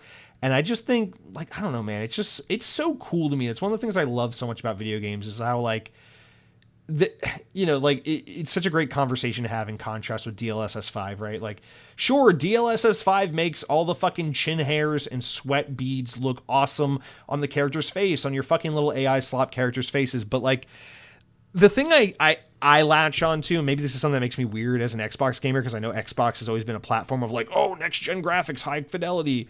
In fact, original Xbox is kind of has part of this graphical thing I'm talking about. But anyway, I think that what am I trying to say? I distracted myself. I think this idea of like always chasing the best graphics possible, the highest fidelity, the best of the best, I think it's kind of fucking lame, because part of what makes video games so great and so artistic is the graphical limitations of the hardware. And now that enough time has passed and hardware is so powerful and people have nostalgia for certain eras of gaming, the intentional attempt to recreate a certain limitation in fidelity or artistic restraint to try and capture an era or a feel or a genre or a time period, I think that is actually something that is so beautiful. Like, I went to a couple art museums this past week. You know, something my girlfriend wanted to do for her birthday. We went to the Orlando Museum of Art in Orlando, and then we went to the Salvador Dali Museum in St. Petersburg, Florida, and we had a great time. I love the arts. I love, I studied fucking literature in college. I clearly have a love for arts and humanities and things like this, and so it was great to get the history and see the art and see the different styles and learn about the artists and all that. And I think about like how that stuff translates to things I'm super passionate about, like video games. And one of the things I love about video games so much, and video games have such an artistic value behind, is the fact that it's like you look at a game like, I don't know, like fucking Halo Combat Evolved on the Xbox, and like there is an emotional response that a game like that can elicit from you from the way it looks. Don't get me wrong, it's cool that they're going to make Halo Combat Evolve again for like the 12th time, and it's going to be an Unreal Engine 5, and the graphics are going to be phenomenal, and it's going to look so boundary pushing next gen, and that's great. There's a place for that as well, and there's a value to that as well. But I think there's something so special about looking at the original Halo running on the original Xbox at 480p on a CRT television and going, this was a time and place. This is a unique art style all unto its own. Doesn't mean that the artists at Bungie back in the back in fucking 2000 weren't capable of making finer art. It's that this is what they made and the unique style they put together with the limitations of the hardware they were working with. And what results is something that is distinct and all unique and all on its own. And I just think that's so cool. It's just like how there are different artistic disciplines. Like obviously I was at the Salvador Dali Museum, so they were talking a lot about surrealist art, because Salvador Dali, while he dabbled in other disciplines of art during different phases of his life, the art he is most well known for, the genre, is surrealist art. And so you think about that, and it's like, that's a whole style, like the fucking clock melting on the saddle, on like the horse saddle out in the desert and all that stuff. Like these are artistic, these are intentional artistic styles and flavors, and we understand and respect this in the arts. Like we get it when it's like, oh, that's watercolors and that's impressionist and that's cubism and all these things. But then like in games, it's like, I don't know if we have these conversations a lot, but there's something to be said about Resident Evil Requiem. It goes for this realistic look, but then Sprawl, a game that just came out 2.5-3 years ago, is trying to intentionally look like it's 25 years old. But then a game like Shovel Knight is trying to recapture the beauty and the essence of the 16-bit era. And these are all modern games that are intentionally evoking certain eras and certain artistic styles based around the hardware limitations of the times they represent. And like that's fucking cool to me. That's art. And what a great way to appreciate something so special about gaming in the face of this threat of AI trying to take away the human artistic element behind these games. I don't know. I think it's so cool. And this game really does a special job, a really, really good job of capturing not just a graphical style, but also an artistic style and a setting that just really vibe with me and feel like something that like 7-year-old Jesse would have watched his big brother play on the PC and been like, dude, what the fuck is that game? That game looks so cool. My mom won't let me play that, but like that game looks cool. I wonder what that is. I hope one day I'm old enough and mature enough to understand and play that game. Like this game kind of gives me that feel. I feel like I'm listening to fucking, I don't know. I'm listening to Goldfinger and I got spiky bleach blonde hair and I go skateboarding with my friends or something when I'm playing this game, because it just feels like 99, 2000 or whatever when I see this game in action. It's just a really beautiful game. But separate from that, the game's just a fucking blast. And once you roll the credits after the story mode, there is, I forget what the other mode is. There's one mode that I haven't played yet that I totally forgot what it was, but there's also a horde mode, which I was like, all right, I love zombies. I love fucking stuff like this. Like, let's go. Let's try this horde mode. This horde mode, first of all, 5 unique levels that are separate from the campaign. They're not reskins of campaign levels. They're different levels. They're small little arenas, and they are fucking fun. Like, this is a great way to, like, kill an hour. It's literally like a timer starts, and you just start killing enemies. And then like every time you kill like 50 or 100 enemies, you unlock another weapon and you add it to your arsenal. And by the time you've killed a couple hundred guys, you've got like all your guns unlocked, and you just try to survive as long as you fucking can as more and more enemies spawn and overwhelm you and try to kill you. And you just try to see how much time you can cover before you die. And it is simple but effective as fuck. This is the kind of thing where like if I played a game in 2002 that had this mode and felt like this, like I'd be like very severely addicted to this. Like this mode is so simple and so fun. And then to top it all off, the thing that makes this game so special is it has this fucking killer soundtrack. So good. It's like this industrial electronic music. It has like this Aphex Twin kind of like influence to it. It's so ungodly good. It's like 9 Inch Nails meets Aphex Twin. Again, evoking the time period so well. This like late 90s, early 2000s feel. It's so good.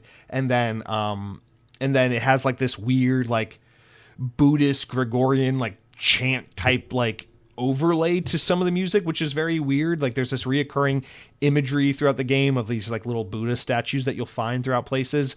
Again, I didn't pay good enough attention to the story to really understand what some of the things happening were, but this is a game I will no doubt go back and replay. I will absolutely fuck around with some more. It is just a really special, fun little retro boomer shooter. And I, as someone who like, one of my favorite genres of all time, some of my favorite games of all time are these kind of like Quake, Doom, boomer shooter, Wolfenstein style games. Like I couldn't be happier. And now starting to dabble a little more on PC, I'm like, I know there's a lot of other really good games like this out there for me to play. So I'm I'm enjoying the fuck out of Sprawl. This game is excellent. Now, I do think it is on Xbox. I didn't know it came to Xbox. Let me see. Sprawl game Xbox. I'm pretty sure it did. Yeah, Sprawl's a hardcore retro FPS, available on Xbox Series X. Yeah, so it is. I don't know when it came to Xbox. Why is the art style so different on Xbox? What the fuck is happening? Or the cover art, the key art. Why is it so different? Rogue Games. That's different. That's a different company. What the fuck? Someone else released it? It says Rogue Games. It's a different company name. What the fuck? But it's the same game. It looks like the same on Xbox. I don't know. I'll have to look into that and figure out what's going on. But it is also available on Xbox. And as of the time I'm recording this, it's also $15. So $5-6 on Steam, $15 on Xbox. Either way, you can't go wrong. This game is freaking awesome. But anyway, guys, that is it for what I've been playing. They just announced a sequel to it a few months ago anyway. So I'm also going to fucking get the hell out of that. But anyway, that is it for what I've been playing. Let's wrap up with some comments, shout-outs. You know how it goes. YouTube.com/Xbox on podcast. Click on the latest episode and drop a comment. We got 10 entries this week, so let's get right into it. But thank you all, as always, for writing in. Got a couple of repeat writers as well, so let's dig in here. Billy Burgess writes in and says, I'm not surprised that Starfield's going to PlayStation 5, but it's another nail in the Xbox coffin. This needs to be the last one on PS5, but it's not going to happen. Just like me buying another Xbox. Switch 2 all the way. Jesse, have you tried Switch 1 games on Switch 2 with the resolution bumped to 1080p in handheld mode? Nice free update. Yeah, of course, you're referencing that last week Switch 2 got an update where now when you play Switch 1 games on your Switch 2, it will run the docked mode from a Switch 1 game in handheld mode on Switch 2. So you get this performance bump, which is awesome. It's a very Xbox-like update. And for them to just kind of surprise dropped it and done it like that, that's really cool to Nintendo. It's very unlike Nintendo. I'm surprised they didn't fucking find a way to monetize that shit. But yeah, it was a really cool update. I have not fucked with it yet. I have not played a Switch 1 game in a while, but I'm looking forward to it because I have Marvel Ultimate Alliance 3, and that game looks like ass, so I am looking forward to playing that on my Switch 2, and having it look a little better in handheld mode. But yeah, man, I hate to say it, man. Listen, I'm still Team Xbox. If Xbox Helix came out tomorrow, I would be right there first in line to grab it. I'm going to buy it. I don't care. Sight unseen, I'm on board for the next Xbox. But that's because I'm a fucking idiot. I'm a childless millennial. I'm bad with my money, and I'm just blindly supporting this brand at this point. But I am starting to have a little bit of a falling out with Xbox. I don't think it's permanent. I think it's more like I need a break. But I'm not having a falling out or needing a break from video games. So I'm in this really weird space right now where it's like PC gaming, let's fucking go. Switch, let's go. And it's so funny because like just a year ago, you can go back like 12, 13 months ago and click on a random episode of Xbox On, and I'm probably just like, Xbox is so cool, and if you play games on PC, you're dumb. And if you play Nintendo Switch, you're still a baby. I'll never play PlayStation. I just like Xbox and nothing else. And then you fast forward to today, and I'm like, so Nintendo and I got back together. We're seeing each other again, catching up on old times. I play PC now. Don't judge me. So things change. I don't know. Maybe this is a phase. Maybe this is permanent. Who fucking knows? Just do what feels good. But yeah, man, I don't think Starfield will be the last Xbox game to come to PS5. I don't think they'll move away from putting Xbox games on PS5 because I think putting Xbox games on PS5 and PC is pretty much the only fucking way Xbox is going to make any goddamn money, because God knows they're not making money off their hardware that's not selling or the games that nobody's buying on their platform. But sure, keep lying. Not you, Billy, but those out there that say it, keep lying to yourself that Game Pass is so profitable. Keep saying it. Keep saying it. Maybe one day it'll be true. If you just keep covering your ears and going la la la la la la, maybe one day it'll be true, but it's not. So yeah, you're never going to stop seeing them put their games on PlayStation 5. That's just a permanent thing, unfortunately. But yeah, man, Switch 2 all the way. I fucking love that thing. My brother Cronky just got a Switch 2 this past week, and I was telling him, I'm like, dude, Switch 2 fixes. It's not perfect, but it addresses about 80% of what I hated about the Nintendo Switch 1. In fact, one of the things I love about Switch 2 is it feels like for the first time since the Nintendo GameCube, where it's like, here's a Nintendo console that kind of gets the support to make it a serious enough console where it can be maybe not your primary console, but almost be your primary console. GameCube didn't get PS2 level support, but it got a lot of support. We got third-party support, day one games, third-party exclusive games, things like that. But you look at like the Wii and the Wii U and the Switch, it's like you got Nintendo games and you got shovelware, and then you got ports of old games. But then you look at Switch 2, it's like, dude, fucking Resident Evil, James Bond, Lego Batman. Like, we're getting all these games day one on Switch 2. These games that normally would just come to Xbox and PlayStation or would come to Switch years later. We're getting this shit day one. And the Switch 2 is like just powerful enough. And we've reached that point in gaming where everything is just like plateaued just enough to where the Switch 2 is like an Xbox Series S. It can basically more or less run just about anything. Yeah, sure, the games will look a little worse. Maybe instead of 60 FPS, you get 30 FPS. Maybe instead of 4K, you get 1080p. Maybe instead of the highest texture on the fucking chin hairs, you get medium texture on chin hairs. I don't know, but like Switch 2 is powerful enough that you can play the game. If the developer and the publisher are willing to do it, you can pretty much get whatever the game is on the Switch 2. Maybe not everything. There's a rumor going around that GTA 6 is going to come to Switch 2. I fucking doubt it. That's probably one of the games that's not ever coming to Switch 2. But for the most part, 90% of the games, you can get that thing on a Switch 2. And I fucking love that because being able to play with that incredible Pro controller on the TV and then undock that thing and have a nice, big-ass, sexy screen to curl up in bed with and fuck around for 20 minutes before you fall asleep is real nice. And it would be nice if Xbox had a handheld, but Xbox doesn't believe in handhelds. They believe in false marketing on PCs and cloud streaming on your iPhone 17. So until Xbox actually makes a handheld, Nintendo Switch 2, all the way, man. It's the fucking way to go. Or Steam Deck if they ever decide to put them in stock again. All right, guys. Anyway, let's move on. Thank you, Billy, for writing in. Mr. Maug writes in and says, I prefer Powerade to Gatorade as well. Although when it comes to hydration, I'd rather get one of those electrolyte packets and put them in my water. Target has some of them in a variety of flavors. Dude, my girlfriend's obsessed with these. When we used to shop at Aldi, she would always buy the Aldi version of this.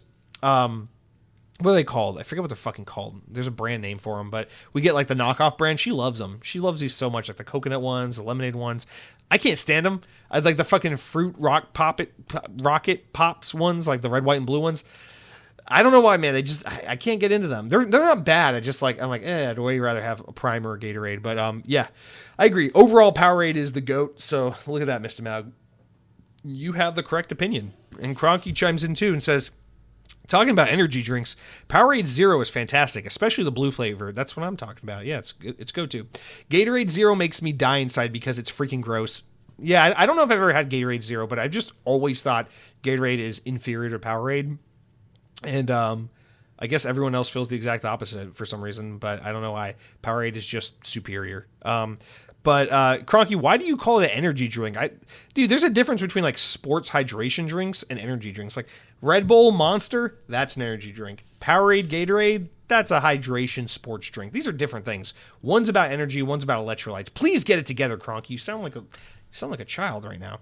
All right, Mr. Maug comes right back in after we talk about hydration drinks and says, some of my biggest issues with AI is, for one, it's not true AI. It's machine learning. That aside, my other biggest issue, I wouldn't be able to tell you the difference, man. I'm too stupid. But you said, that aside, my other biggest issue is that anyone with a modern phone, a modem, phone, tablet, laptop, desktop, etc., now has a dedicated NPU in it. Yes, most devices do now. So there's no need to send your AI data to a server for it to do the work and then send it back to you. We have the hardware to run local machine learning models, yet we're still relying on cloud-based servers.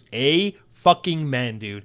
I listen to like the Windows Central podcast sometimes with Dan Rubino and Zach Bowden. And they talk about this shit all the time. They're like, oh, Dell and HP are announcing new PCs and they have these powerful NPUs. I'm like, then why the fuck are we destroying local towns in America with these stupid data centers if the fucking computer can run AI shit locally? Like, what is the point? Anyway, also, I forgot to mention, since I don't have Twitter anymore, I never did get to ask Asha Sharma out. Dude, that is so sad. DM me, bro. Reach out on Instagram or something. DM me. I will reach out to Asha for you. I'll be like, yo, asking for a friend. Mr. Maug is kind of into you. He looks a little bit like a fucking paperclip, but you know what? He's a sexy motherfucker in some other ways. So we'll see. Maybe she's into pointy guys or something. I don't know. For those unaware, Mr. Maug's profile picture or whatever on YouTube is Clippy, the Microsoft Clippy guy. So that's why I'm saying that. But anyway. Thanks for writing, Mr. Maug. You were a sexy motherfucker, and I appreciate you. I do like that AI is something that like 99% of us can like band together and be like, yeah, fuck this. At least that's like something people can get along about and mostly be on the same page about. Except boomers for some reason. It seems like old people like AI because that's funny. Anyway, Cargo Runner coming back says Asha tweeted this about some new minor upgrades. 2 weeks ago, we started working on some of the most requested Xbox features. Today, they're here. Keep the feedback coming. Many Xbox gamers have lost trust in Microsoft, claiming Microsoft started these upgrades 2 weeks ago and claiming that these are the most requested features just reduces trust in Microsoft even further. Why treat Xbox gamers like stupid children that that will believe anything? I don't know what these updates were or these features were, but listen, man, it does seem like there is this toxic back and forth in the Xbox community where there is this group of influencers and Twitter shills who spend all day not playing video games but talking about video games, farming engagement about video games, and championing their brand. These fucking like Tim Dog guys, they're just like, oh, Xbox is so cool. Here's a graphic I put together showing all the games Xbox owns because they bought so many companies with their money. And it's just like, oh, okay. And these guys like fucking fangirl and dick suck Microsoft all day, and they go to all these fan events and they like schmooze with all like the executives as if these people are their friends. Like the people that work at Xbox, 90% of these people, they're not gamers, dude. They're just fucking people doing a job. Like these people don't like you. They're not your friends. And there's this weird parasocial relationship with a lot of these Xbox influencers.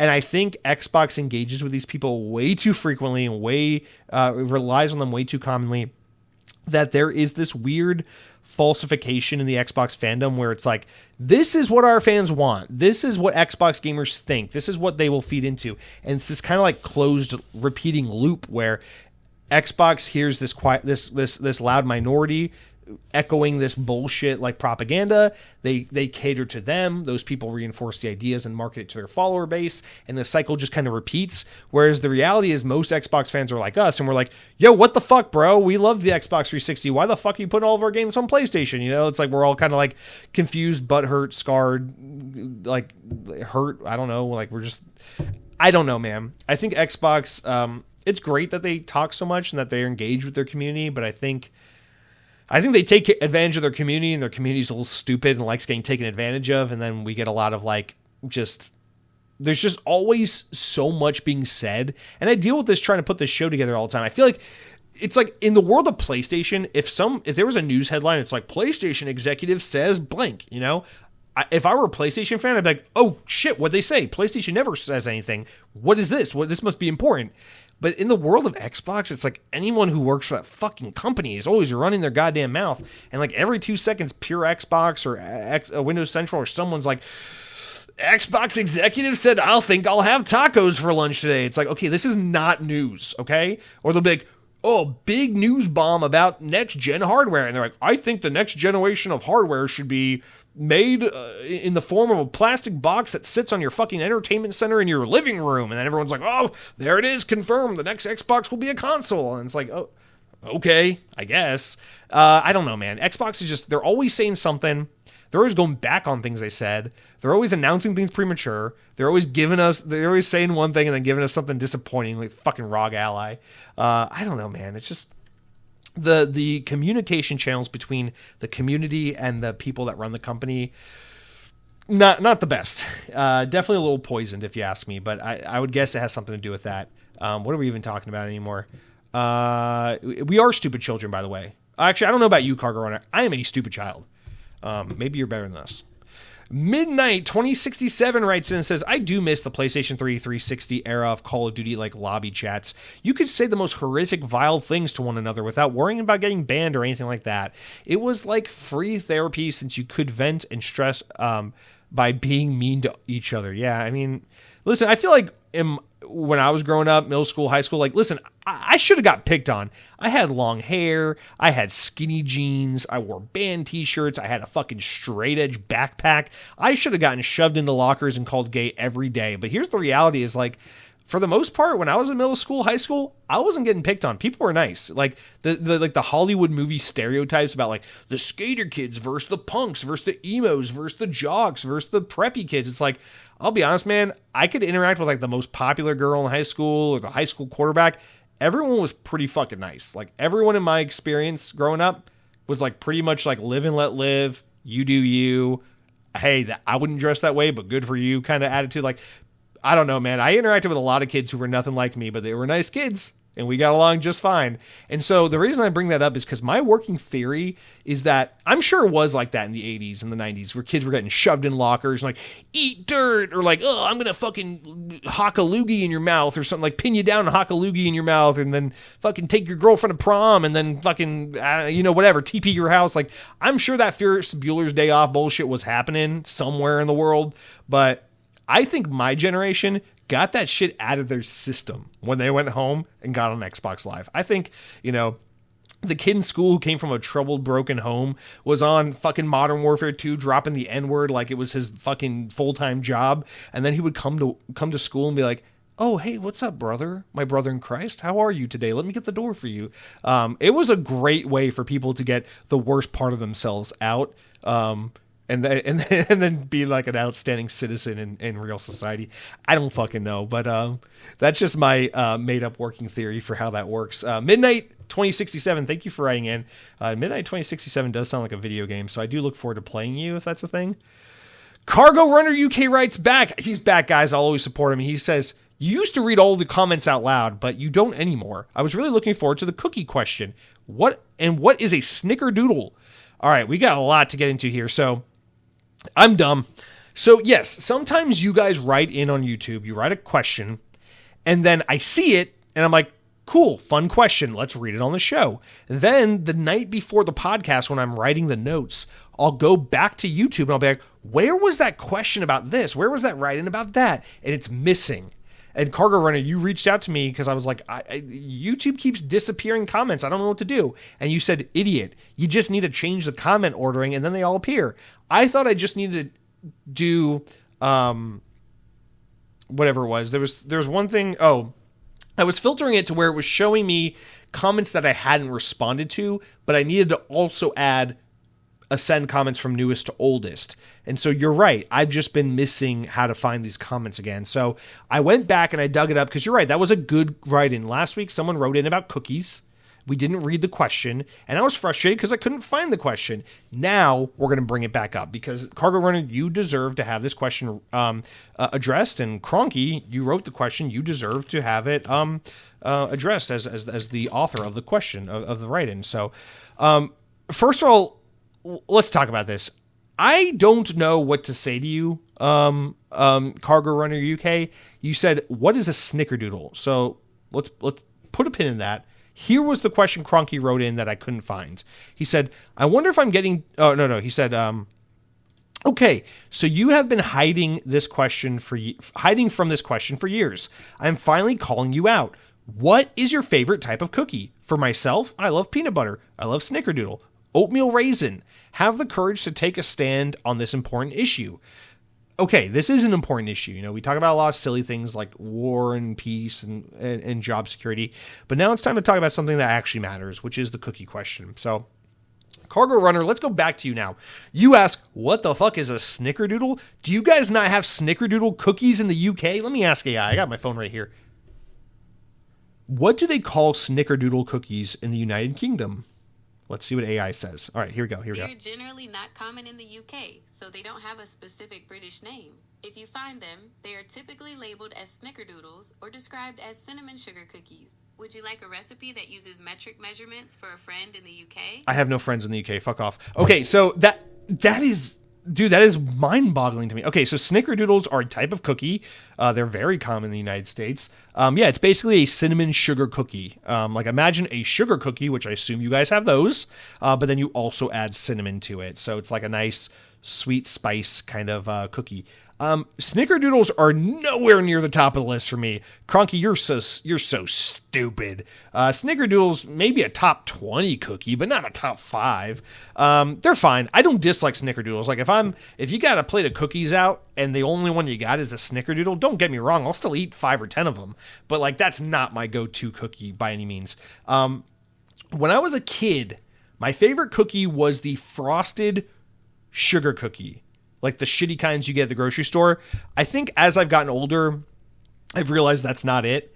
I think throughout most of my like teen, early adult years, I probably would have said my favorite cookie is an oatmeal raisin. These days, I'll kind of go for anything, man. I love stuff that has nuts in it. So now, like, I was never a chocolate chip guy. It's like, you know, the pepperoni pizza of cookies. It's like a little too basic, but the older I get, the more I kind of like a simple chocolate chip cookie, but you throw some fucking almonds or walnuts or pecans in there, I'm good. And then I think if we're going for like kind of more standard flavors, I think the white chocolate and macadamia nut cookie, that's probably my actual favorite cookie. Like if you're going to go to a store or bakery or whatever, and find a cookie, and you're going to have all the usual suspects, my go-to these days is probably going to be the white chocolate macadamia nut. I will take an oatmeal raisin, no problem. I love the oatmeal raisin cookie, but a white chocolate macadamia nut is probably more often than not my go-to. Sometimes you'll see like cheesecake bites and raspberry swirl cookies. Those are fucking awesome. But here's the thing is, I live in Orlando, Florida, which is like the fat ass capital of the world. Dude, Orlando, Florida is such a fat fucker's paradise, dude. Oh my God, between all the theme parks and the chain restaurants and the tourism, you just have so many ways to be fat here. And oh my God, it shows. We are a fat fucking group of people here in Florida. So like, I bring that up to say, there are so many touristy areas at Disney, just shopping areas, whatever, where you have so many of these like fucking cookie stores that specialize in just like diabetes. There's this one local place from Orlando called Gideon's. They have one at Disney World nowadays, and they specialize in these like really ridiculous cookies. They kind of sparked this trend of like just crazy cookie stores, or they were like the biggest player in the Orlando market of that. But we have this new one at Disney Springs called Summer House on the Lake, which is actually a restaurant from somewhere in Chicago, I think. And now they have one at Disney World. Anyway, they have a cookie store on the side of this restaurant at Disney Springs. And this place makes some of the best fucking cookies I've ever had. I love this place. Like there's a pro tip for you guys. If you're ever going to Disney World, people will tell you, go to Gideon's Cookies. Don't go to Gideon's Cookies. Gideon's Cookies is a fun atmosphere. It has fun theming. It looks all dark and moody and creepy. If you like fucking Tuesday night, maybe before Christmas and wearing black lipstick, it's a cool place, whatever, Harry Potter. But, Summer House on the Lake has a way better cookie selection. And there's this one we tried not too long ago when we saw Tron a couple months back. After the movie, we walked over here and got a cookie. And the one I got, it was Thai banana bread. Holy shit, dude. I don't know what the fuck a Thai banana is. It's a different type of banana. It's more intense and sweet, I think, is how it's described. But anyway, it's basically a banana bread cookie. And it had chocolate chips in it. And holy shit. That is, honestly, I like, it's been 5 or 6 months. I'm still thinking about that cookie on a semi-regular basis. It was a damn good cookie. We asked the girl at the store, we were just like, hey, what's like the, because I worked in restaurants, I know how this goes. I'm like, not the most popular cookie, but what's the cookie that like you guys, like the staff that works here and is around these cookies all day and you guys, are probably disgusted by them. What's the one that you guys like the most? And she's like, oh yeah, the best one that customers never order, it's this one. It's the Thai banana and chocolate chip one. And we're like, give me one of those. And oh God, that girl was right, because that fucking thing, like if I go tell my girlfriend about it right now, she'll be like, ooh, I want one of those. Like we were both obsessed with that cookie, and they're pretty fucking big. Anyway, that's the best cookie I've had in recent history. But yeah, man, I'll do anything. I love cookies, man. I love fucking red velvet, awesome. I like soft cookies. I like crunchy cookies. I like cookies that melt in your mouth and are ooey gooey. I like cookies that are fucking undercooked. I like cookie dough. I like cookie dough in my ice cream. I'm kooky for Cuckoo Puffs. I'm fucking putting I'm cracked down on cookies, dude. But that is a great question. And I'd love to hear from all you guys how you feel about the cookies, because cookies are an important part of our society. Honestly, you might even say the backbone of our society. And so, yeah, cookies. All right. Cronky wrote in separate from that this week and said, I wonder if I'm getting too old for games like Starfield. It just feels like it's a game where I just need to invest endless hours of exploration and experiencing the world, but I'm busy and I'm tired. I have a job. I have a kid. If this came out when I was 13, it would have rocked my world. But as an old man, I just don't have it in me. I don't have the time this game deserves. Man, I really feel for you. And dude, I always feel bad, like, kind of addressing this kind of topic on the show, because I know so many of the people that listen to this show are fathers. You guys have written in, oh, my kids, or I'm doing this with the family, or my son played this with me. I feel bad saying this, but, like, I feel that stress. Like, I work a job that, you know, I dedicate a few more hours a week to my job than what I assume most people do. I'm a little bit of a workaholic, and sometimes I work a little bit on weekends too. Actually, often I work a little bit on weekends. So I work a lot. So that's my excuse, right? And I commute a lot. My work is very far from my house. Thank God I have a company vehicle, because I put shit ton of miles on this vehicle all the time. So I don't know what it's like to be a father. I don't know what it's like to be woken up every 2 minutes in the middle of the night because your kid's screaming. My children are cats, and they are the best kids in the world. I don't know. I'm not pretending to know what it's like to be you. But I do know what it's like to feel like you have no goddamn free time. And it's a very relatable feeling. Oh my God, man. I even remember feeling this way when I was in high school. This is the thing I don't get. Is like the fucking 25-year-old dudes on Reddit just like, this game's bullshit. It's $40, but you can beat it in 8 hours. What a fucking whip-off. These guys spent like all their fucking money making this game, and they're asking $40 for the game because they took them 8 years to make it. They're so dumb. This game should fail. I'm going to go send death threats to the developer now. Like, those kinds of people, I'm just like, what is wrong with you, man?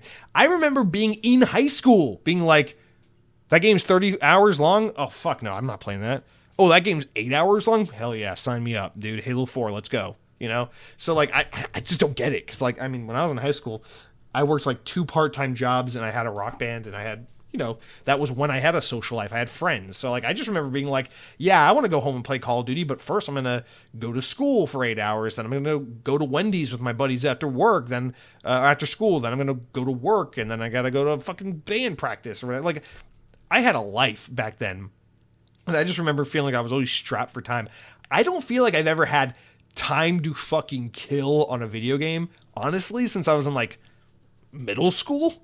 Like, I haven't had that feeling since like the 7th grade, where it's like, well, fuck, I'm home now and it's summer break and I have nothing to do. I guess I'm just gonna play video games now. Like, it's been so long since I've had that feeling. So I don't get why people are like, what's that new game out that everyone's flipping out about, the Korean developed game? It's open world and it's got all the shit. The fucking Crimson Desert. Like, dude, I'm gonna be honest. I know that's like the talk of the town right now. Like, other Xbox podcasts are probably talking about Crimson Desert. I can't even begin to give a shred of a fuck about that game, because I'm like, are you kidding me, dude? That game is so overwhelming to even comprehend the mere existence of.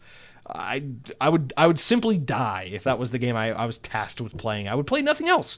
I would have no time for anything else. I don't get it, Cronky. But yeah, I mean, specifically for Starfield, I think Starfield's a game where you just play the main quest, ignore everything else, and you're still going to have a great fucking time. So if you give that game 20, 30 hours, you can have an amazing time. But still, that's still a lot of time to dedicate to a video game. You know, I'm playing Resident Evil Requiem right now. That game can be beat in like 5 to 10 hours. That's nice. I like that. Thank you. As someone who has a life, that's nice. Not an important life, but I have a life. Damn it. All right, last comment. Let's read it. It is from none other than our beloved Mr. Way of the Lao. Thank you, sir. Good to see you. He says, Jesse, you, my man, always inspire me to be more positive while still continuing to act like I have Tourette's to my coworkers and family members, as well as girlfriend and her kids.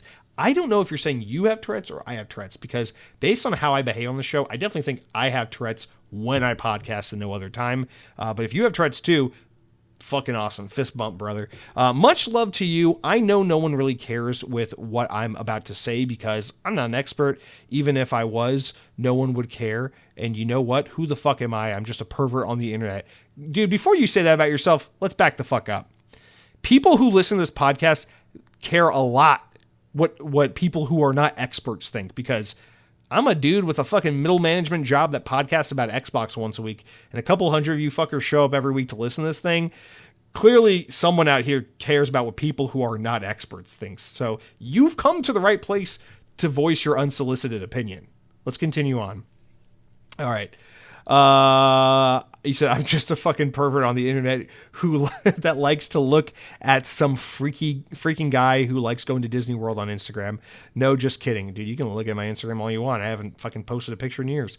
My apologies, but can we just take a moment to say that for whatever the meaning it has come to have the current economic status this world is in, AI is a bunch of slop with the promise of Justin Timberlake wannabe tech bros becoming better and taking everyone's job and doing all kinds of great things, when in reality, it's a bunch of crap that never seems to do any good, but seems to consume lots of resources and keep orange men rich. Now, if anyone disagrees with me, what do I know? You know, to each their own, but I love you, dude. Give my love to the Cronkster. All right, Mr. Wadlow, I love you to death. I with all due respect, I struggle a little bit with this comment just because some of the grammar. I'm not trying to be rude. I'm not the smartest guy in the world. I don't think highly of myself. I mean this in the most polite, respectful way. A little bit of a hard time understanding some of this just because of the grammar, but I think I get what you're saying, and I appreciate the sentiment a great deal. Listen, man, you're a nice guy. I'm not going to act like I know you on a deep personal level, but we've interfaced from a distance over the years, from streams, from podcast comments, from social media. You seem like a nice guy. I've always appreciated you. Obviously, I'm a little bit biased because you make me feel good because you support my podcast, but I mean this sincerely. Dude, it's a weird fucking world out there. You put your face in your fucking phone and you feel like the whole world's trying to tell you so much shit, make you feel so many certain types of ways and engage you in so many things. And then you pull the phone away from your face and you're like, who the fuck am I? I'm just this stupid little fucking speck. Nobody gives a shit about me. I have no friends. I have no life. I'm just here doing this dead end job. And like, what the fuck am I doing here? And then you put your face back in your phone. And your phone's like, now you gotta like the phone's like giving you objectives. It's like constantly telling you like, this is what you gotta care about. This is what you gotta be outraged about. This is what you should be focused on. This is what you should care about. This is what you should be jealous about. This is what you should be frustrated about. It's like, damn, dude. Like, I feel unwanted in the real world, but this phone fucking tells me things I should think and feel. The AI situation is frustrating, among many things. We're back at war in the Middle East, my guy. I'm at a loss for words. I got like real heated and lost a couple followers on the podcast 2 or 3 weeks ago because of that shit I said about politics, quote unquote. Bye. It's like, whatever, dude. It's fucking infuriating that people don't have the ability to look inward and see the crux of my argument or the real problem here, which is like, people are so blindsided and selfish to not be outraged, dude. Like, I'm not saying I want people to hate the government because I hate the government. It's like, bro, they're lying to you. They're stealing from you. They're murdering people. They're holding people back in society. They're holding people down. They're fucking raping people now. We know that our government is run by fucking pedophiles. Like, it's a problem. And all you can do is get exposed to all the bad stuff and be given zero fucking outlet or way to do anything about anything. It's all just fucking broken.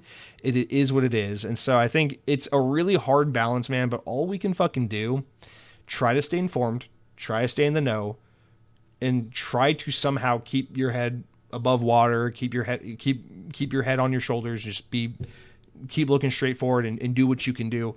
The point about staying informed isn't so you can constantly be outraged. It's because people ought to know what the fuck is truly happening in this world. Otherwise, you end up being a selfish American who doesn't give a shit that we're murdering people in the Middle East, who doesn't give a shit that our government's run by pedophiles who are incapable of who are just completely free from any consequence for their actions. But they choose to wait to be upset until the moment their poor gas prices go up by 47 cents. Oh, boo-hoo. Gas is a little more expensive, and now we care? You didn't care when Americans were being murdered by ICE in the street? You didn't care when people were fucking treating... Listen, illegal immigrants, whatever. You got a problem with that? You got to get people out of this country who don't belong here? Fine. We can have a conversation about that. But ripping people from their families and putting them in concentration camps is not the solution. There's a way to treat people with humanity.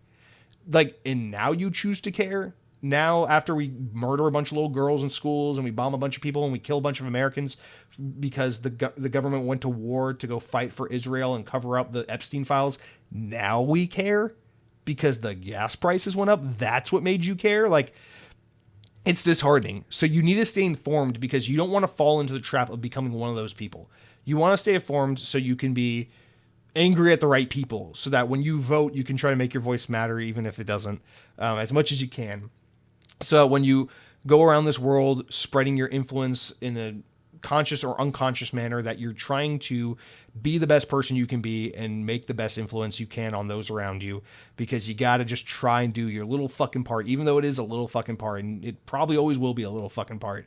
It's so much better than just being a lazy, I don't care, selfish, not my problem American who just goes, not my country, not my problem, not my kid, not my problem. I don't care that the kid was shot up in the school. It's not my kid. I don't care that the little girl got bombed by the U.S. government. Not my country, not my school, not my kid. But then your little gas prices go up by 62 cents. And oh my God, how are we going to survive? Fuck you, dude. You selfish, selfish little bastard. So you can't let that stuff run your life, but you got to stay informed about it because you don't want to become that person. And then you take that information and you just got to kind of like,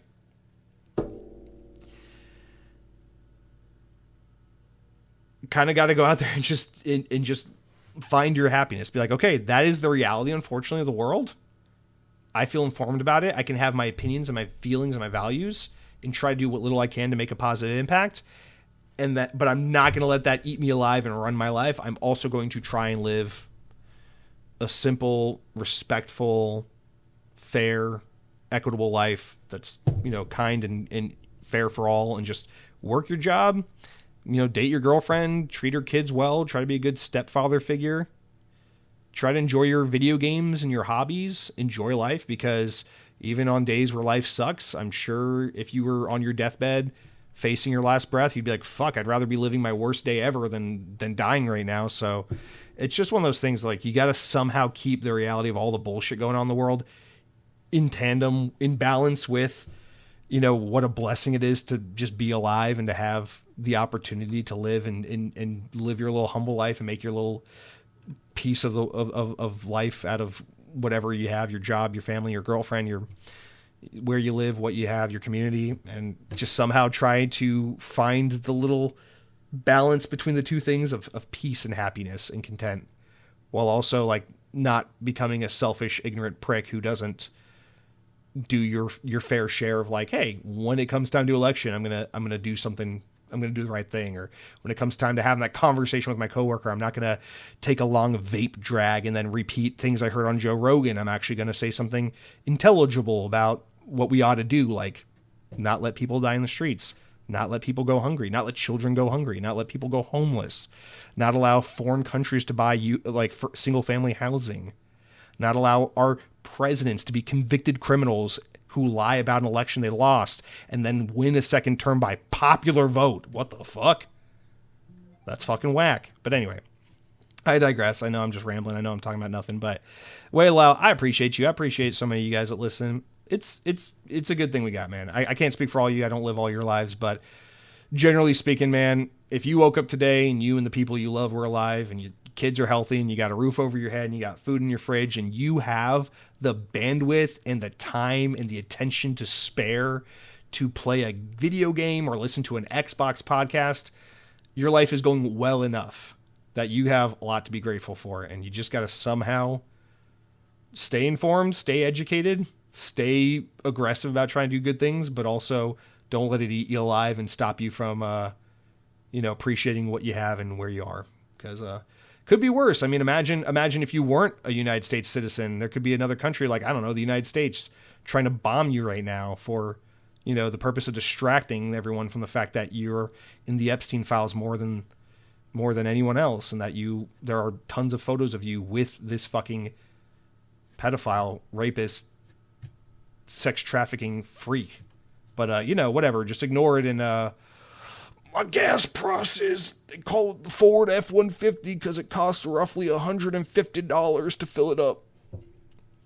All right, I should go now. I'm going to go play Resident Evil. You guys have a great day. I love you all, even the gay ones. I love you too.